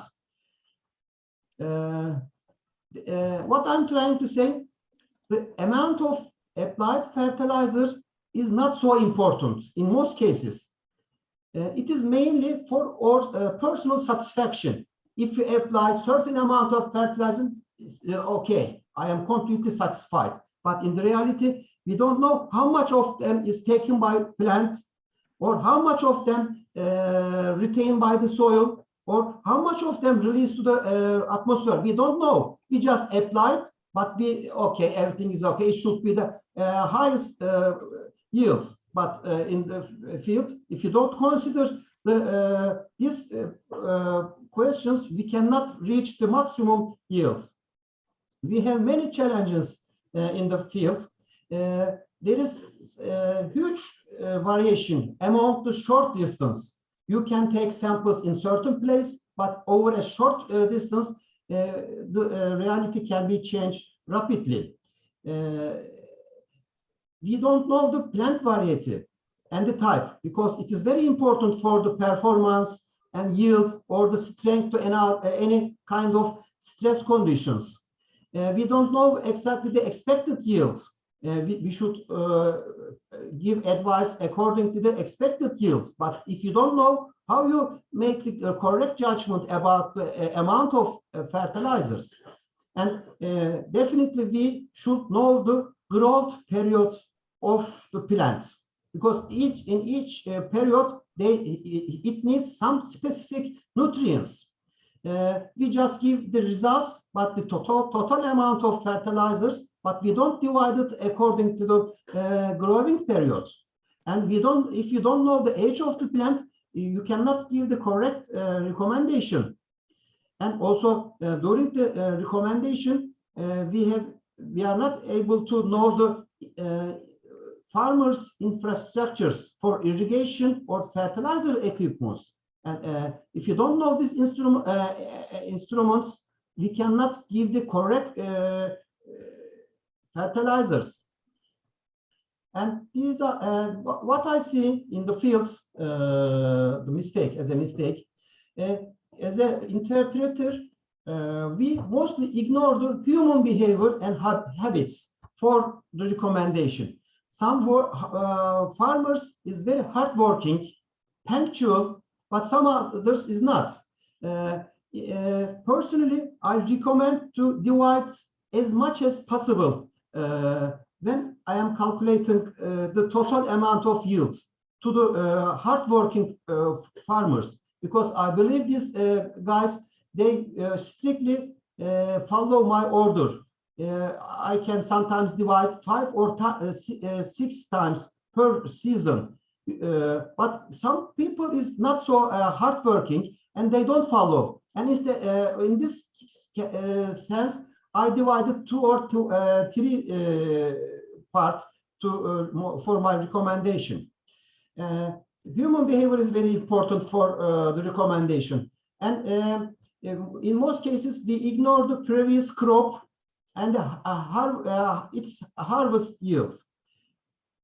Another mistakes of us is ignoring the antagonistic effects of some nutrients. In some cases, we found excess amount of specific nutrients, let's say phosphorus. Sometimes we found excess amount of phosphorus, but we don't recommend to give the zinc to soil. Phosphorus and zinc is 2 enemies. We don't consider the zinc in this sense.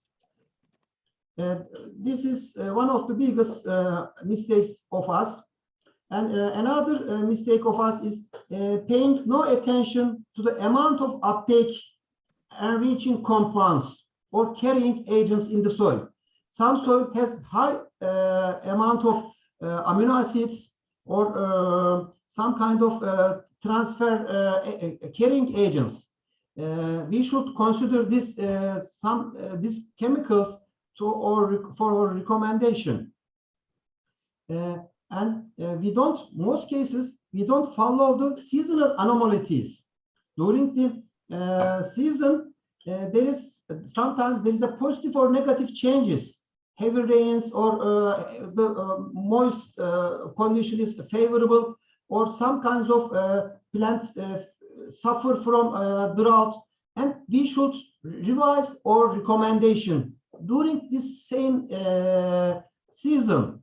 Otherwise, we lose money. And after these common mistakes, I would like to conclude my speech. The interpretation just based on the lab results make us fail. My alternative, recommendation for this, we should consider returning the plant nutrients removed from the soil by the previous harvest. If you know the product you get per unit area at the previous year, you can roughly calculate the amount of nitrogen, phosphorus, and potassium, and you can provide this amount for the following crop. This is easy part, and most people can able to calculate this,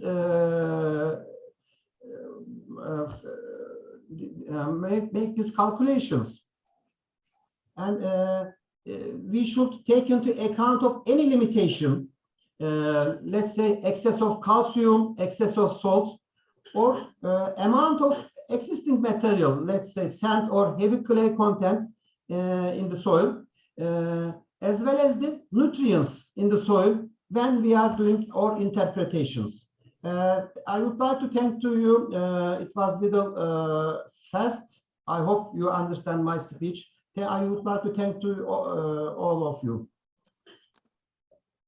Okay, Hasan, thank you for the speech. It was very informative in terms of different aspects of the soil data interpretations. And I personally think that there are so many issues we need to take care.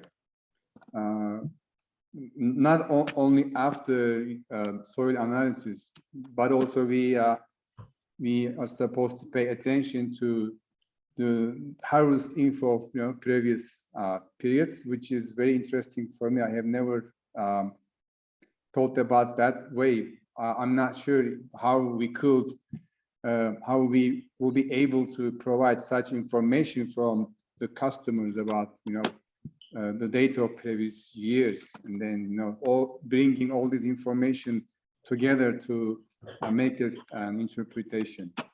Okay, let's get back to people and see. Actually, I just checked with the flow chat and noticed a few questions. But before going through those questions, let's ask people if there is any question to your presentation, for your presentation or not. So please.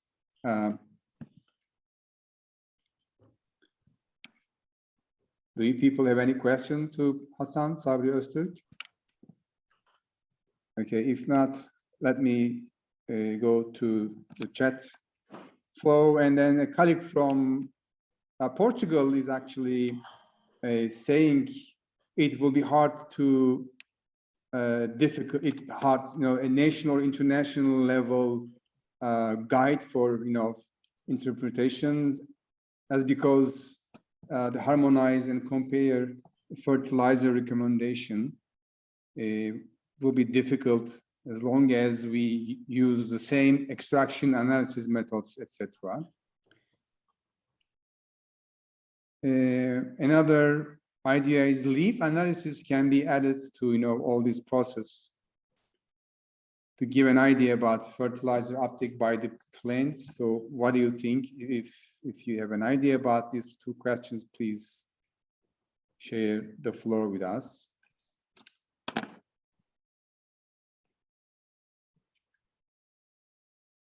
Well, I personally agree with the idea that in the national, not international, but also national level, guidance will be difficult because of changing soil, agricultural patterns, and also human behaviors. So maybe just like we do in Turkey, we have a fertilizer guidance for each of our cities in Turkey, not only regions, but city-based guidance will be an option to reach the most reliable interpretation for the farmers. I don't know what do you guys think about this issue? Not national or regional, but city or province level guidance will be the most effective tools for interpretations. But considering, the scale in GLOSOLAN, regional or national, international, yeah, I think it is very difficult. Or we should improve the tools we can, put such a guide book before going through the species or the types of soil analysis.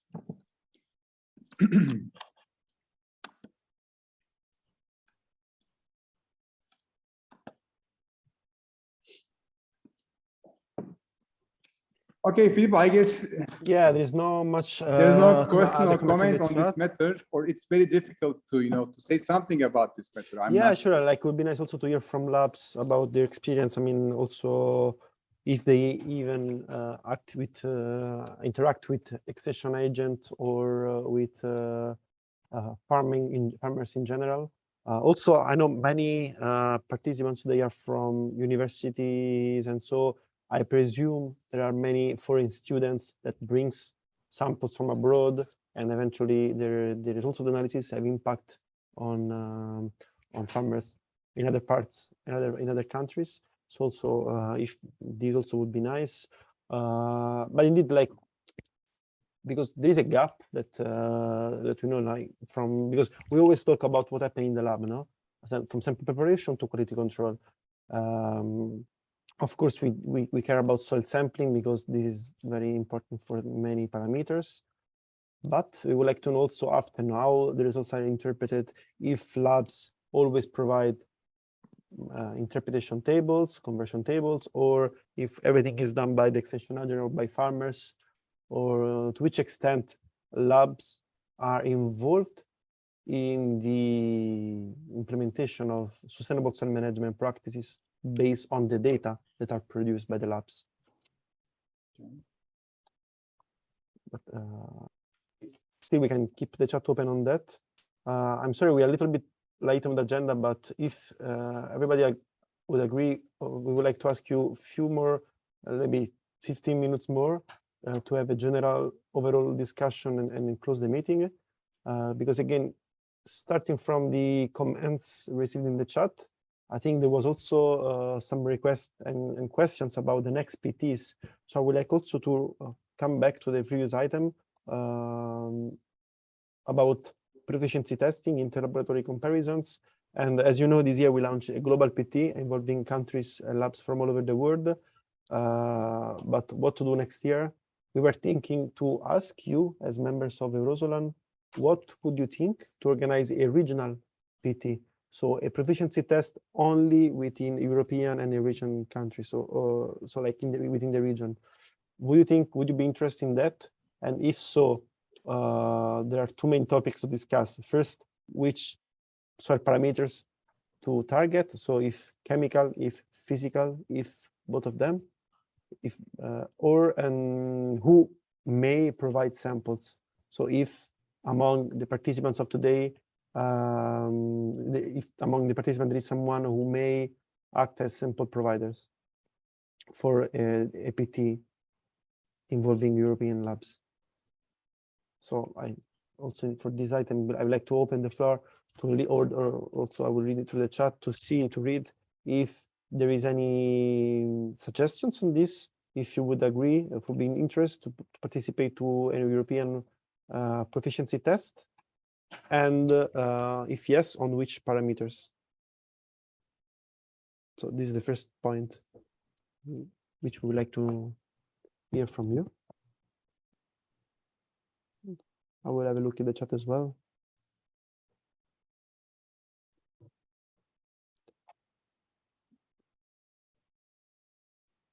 Joao, I saw you have the hand up. And I see the chat that Beata has experience with agrocare. So maybe after this discussion at DPT, I will give you back the floor, Beata, to talk about the experience with agrocare. But now back to Joao. Sorry. Before to begin with this discussion about PT, I only want to remember that I still have 2 samples, each one divided in 100 subsamples ready. Great, yeah. So we can start from there. But each subsample have only one. I think that it's about 100 grams. So it's not enough to many parameters. Thank you. Thanks, Joao, for remember us about that. And indeed, I think this is a good starting point. So we have already some samples ready. So this is a good start. Thanks for that. So we are almost halfway through, I would say. I'm reading to the chat. Some people are happy about that. Of course, the point of organizing APT would be to also ask laboratories to perform the analysis according to the SOPs that we already have harmonized. So as we have done through the EUROSOLAN Global APT in 2022, in case we organize a APT within EUROSOLAN, we will ask laboratories to use the same methodologies in order to compare data. So we should also consider to target those parameters for which we have SOPs ready by the time the SOP will be launched.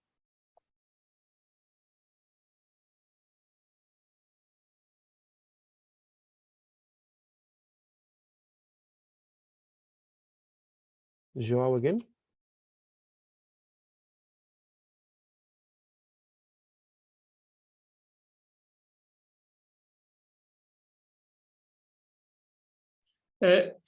It's only 50 grams per subsample, and it's 2 agricultural soils from Portugal with low levels of organic matter. One of them poor in nutrients and another richer in nutrients. Thank you. Thank you. Great, thanks again.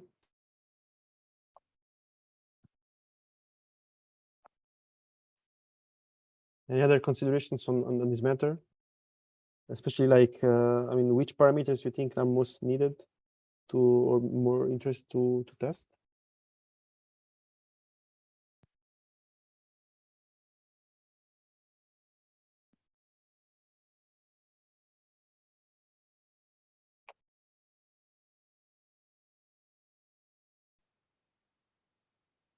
I don't know if Maya or Jean or Elena from the governance of EUROSOLAN, do you have any suggestions on this? If you think this is worth it, or so it would be nice to hear from you. Maybe I can just give a comment on this PT European, let's say, because most of the labs in Europe, it's an unusual practice, participate already in the different PT schemes, and they are obliged if they have accreditation of any other certification given by the government.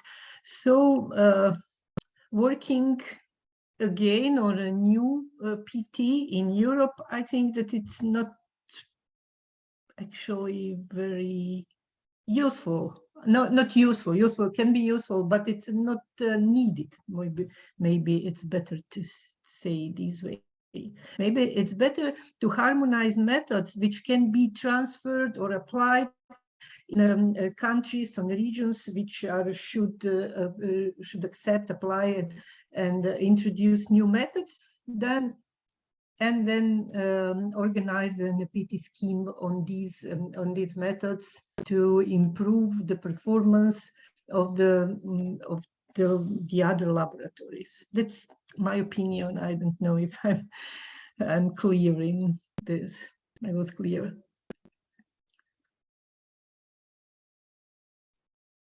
Thanks, Maya. And indeed, I think this was a good point. So the proposal here is not to also duplicate efforts, because many of you already. Yes, because joined. it's a lot of work and. Yeah. Because laboratories which use advanced techniques and instrumentations, they already apply all the procedures to quality control and quality assurance, and including these PT schemes. Yeah, understood. Maybe it's better to work more on development new SOPs and put efforts in this way. Yeah, indeed. This is a key topic. Like, if we have, let's say, what we should prioritize, no? So SOPs, of course, is the priority maybe for the network, for the region, for the EUROSOLAN network. If we have time and energies to spend on the PT, maybe it is worth it, but we still are exploring if there is a practical need to do that. So again, many of you are already joining other PTs. I'm seeing in the chat that organic carbon indeed is still an open issue. Also because we have different methodologies, and even within EUROSOLAN, we know that European, Eurasian countries mostly use Turin. I'm not familiar with that, while other in Europe maybe more Dumas, also loss of ignition, even working black. So you see, there are so many methodologies. We may rather focus maybe on SOPs or pedotransfer function between methodologies. Again, I would like to recall that Elena from Russia developed a nice pedotransfer function between Worklenbeck and Turin. Why not focusing on that? Maybe we may explore other function to convert and to compare the other results obtained from different methodologies. Yes, agree. I don't know if there is any other comment on that.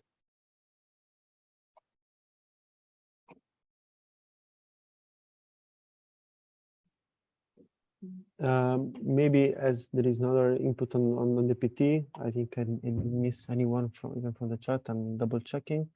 I think Beata Tomsik from the Netherlands had some experience with agrocares. She would like to share with us. I think this was referring to the previous item about relation with the farmers and interpretation of results. I don't know if, Beata, you are willing to take the floor and share some experience you had. Or... Yes, definitely. Okay, thanks. If you have Thanks a few minutes, that will be great. From our perspective, our core of our activities at AgroCares is to serve farmers and enable them to make informative decision at the field, at the current situation. So we provide different type of services in order to help farmer to improve their yields, but as well practices. And as a laboratory, we serve mainly as data obtaining and collection points. And within our organization, we have a group of agronomists, which is called Nutrient Management Institutes, that is specialized in providing an interpretation to the data that we obtain. As a few of you might know, the core of our business, it's providing smart tools and small handhelds to the farmer that enable them to analyze soil samples in situ in the field situation.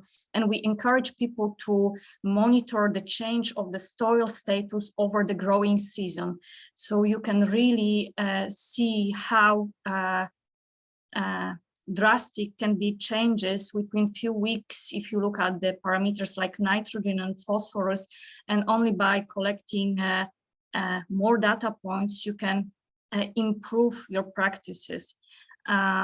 The whole fertilization recommendation system, it's very complex, and as the previous speakers mentioned, it is really crop and management specific.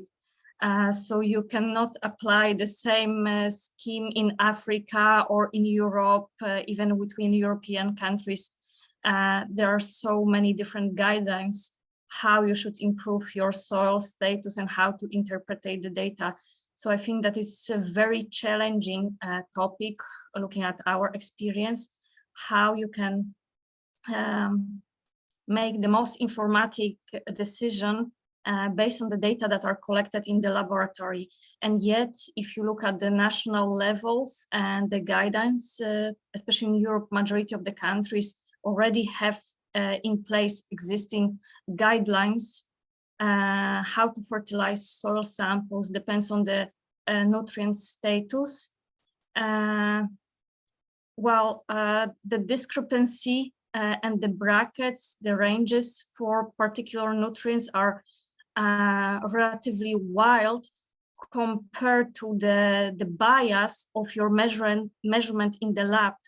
So sometimes we are very focused on, majority of us people that work in the lab are very focused on the precision and accuracy of our results, but not always we are aware that in the end, the bias that we have on our method might not even affect what type of fertility class will define for this specific nutrients. So how much lime you will apply to your field might not change if your pH in water has value of 6 or 6.3.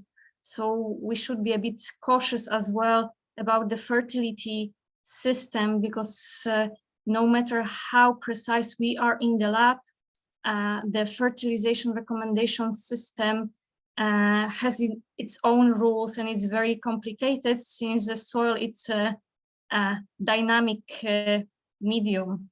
So yes, assessing the soil status more frequently, and as one of the colleagues, I think from Portugal, propose to monitor the leaf status, to collect an extra data point, definitely can improve the practices. But I think on the laboratory level, it's difficult to provide an appropriate interpretation of the results if you don't have an agronomist within your team that knows very well the type of the management practices in this particular field, and as well the type of the plants that are grown, or a system that is used for specific field. So as I said, we have an internal institute which is just focused on this specific task. Well, that's very in short. If you would like to hear more about what we do at our AgroCares, you can always contact me via email. I sent my contact details in the chat. So I'm happy to share more informations on that topic. And if I may comment on the PT, I think as long we don't have a harmonized methods for the Europe, so very specific method, I don't see a need to organize additional PT only for EUROSOLAN. We could join the global GLOSOLAN PT test, and only when we harmonize more specific methods, more protocols on the regional level, then I think that will make more sense to organize additional ring tests. And I agree with Maria, a lot of European laboratories already participate in at least one ring test. Well, great.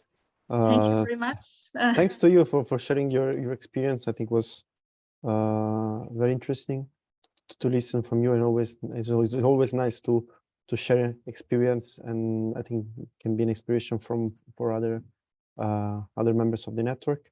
So thanks a lot, Beata. Thanks also for sharing your opinion on the PT.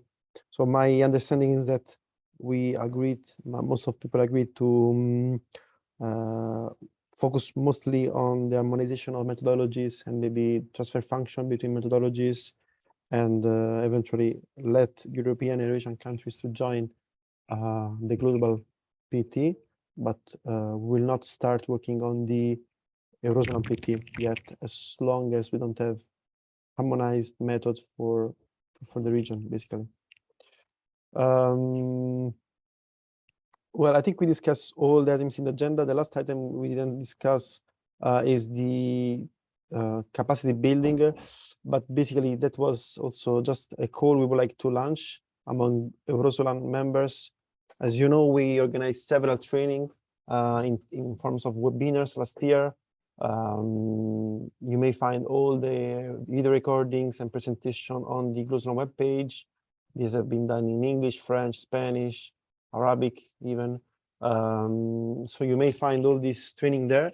We would like to organize more. So we received some proposal to organize some webinars on calibration and on equipment purchasing and equipment maintenance.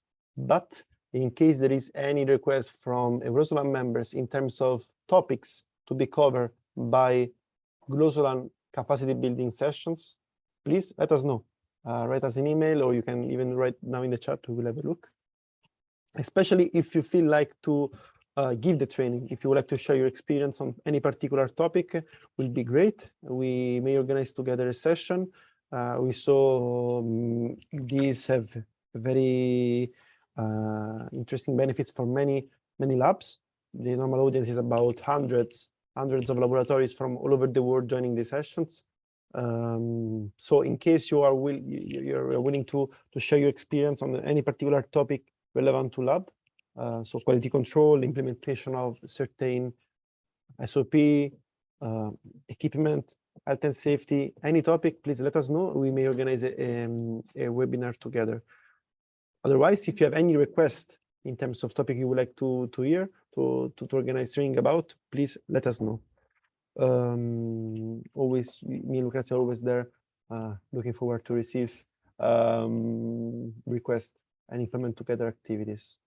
I would like also to remind you to please share with us a video of your laboratory staff members saying happy birthday GLOSOLAN by mid-October if possible. So we will compile all these videos together and display the final clip during the GLOSOLAN 5-year anniversary. So, and again, last announcement, GLOSOLAN meeting, annual meeting on GLOSOLAN will take place from 22nd to 24th of November. We will soon launch the link to register. So we'll soon share with you the email with all these link and dates and the provisional agenda of the meeting. We would like to thank you again for the participation to this today's 4th Eurosolan meeting. I don't know if Lucrezia, you have any closing remarks. Otherwise, we can give the floor to Maya as a chair of Eurosolan to close the meeting. Well, nothing from my side. I would like to thank you all. Sorry that we are 30 minutes late, but the discussion was super interesting. So I hope this did not affect you too much. Indeed, we thank you so much. We remind you that, as usual, we will make the presentations and the video recording of the meeting available on the Eurosolan webpage. The report of the meeting will be circulated well, among participants very soon for final confirmation before publication as well. And I restate the invite to please send us your videos with the good wishes to GLOSOLAN for its birthday. We really look forward to receive it in your local language. And also we look forward to see you at the GLOSOLAN meeting. So thank you so much, and over to you, Maria, for the closing remarks. Thank you. Thank you, Lucrezia and Filippo, especially for your excellent organization of this meeting. I would like to say that I'm very happy hearing all these discussions and ideas how to go forward with our activities, and hopefully maybe it's for the future, it would be better to make some thematic sessions to discuss specific issues maybe more often, or spread these discussions during the next year, maybe, just to be more efficient. But anyway, all these contributions are very welcome and well noted. And I would like to thank you, all the participants, and we go forward. Thank you very much, and have a nice day, a nice weekend. Thank you, Maria, and also thanks to another Maria, Maria Koniushkova, our colleague that is doing the simultaneous interpretation in Russian. So thank you so much, Maria, for your contribution and support. Me too. And also Thank thanks you. to all the moderators and presenters. Okay, we wish you a good day and a good weekend, since this is coming soon. So bye-bye. Goodbye. Thank you.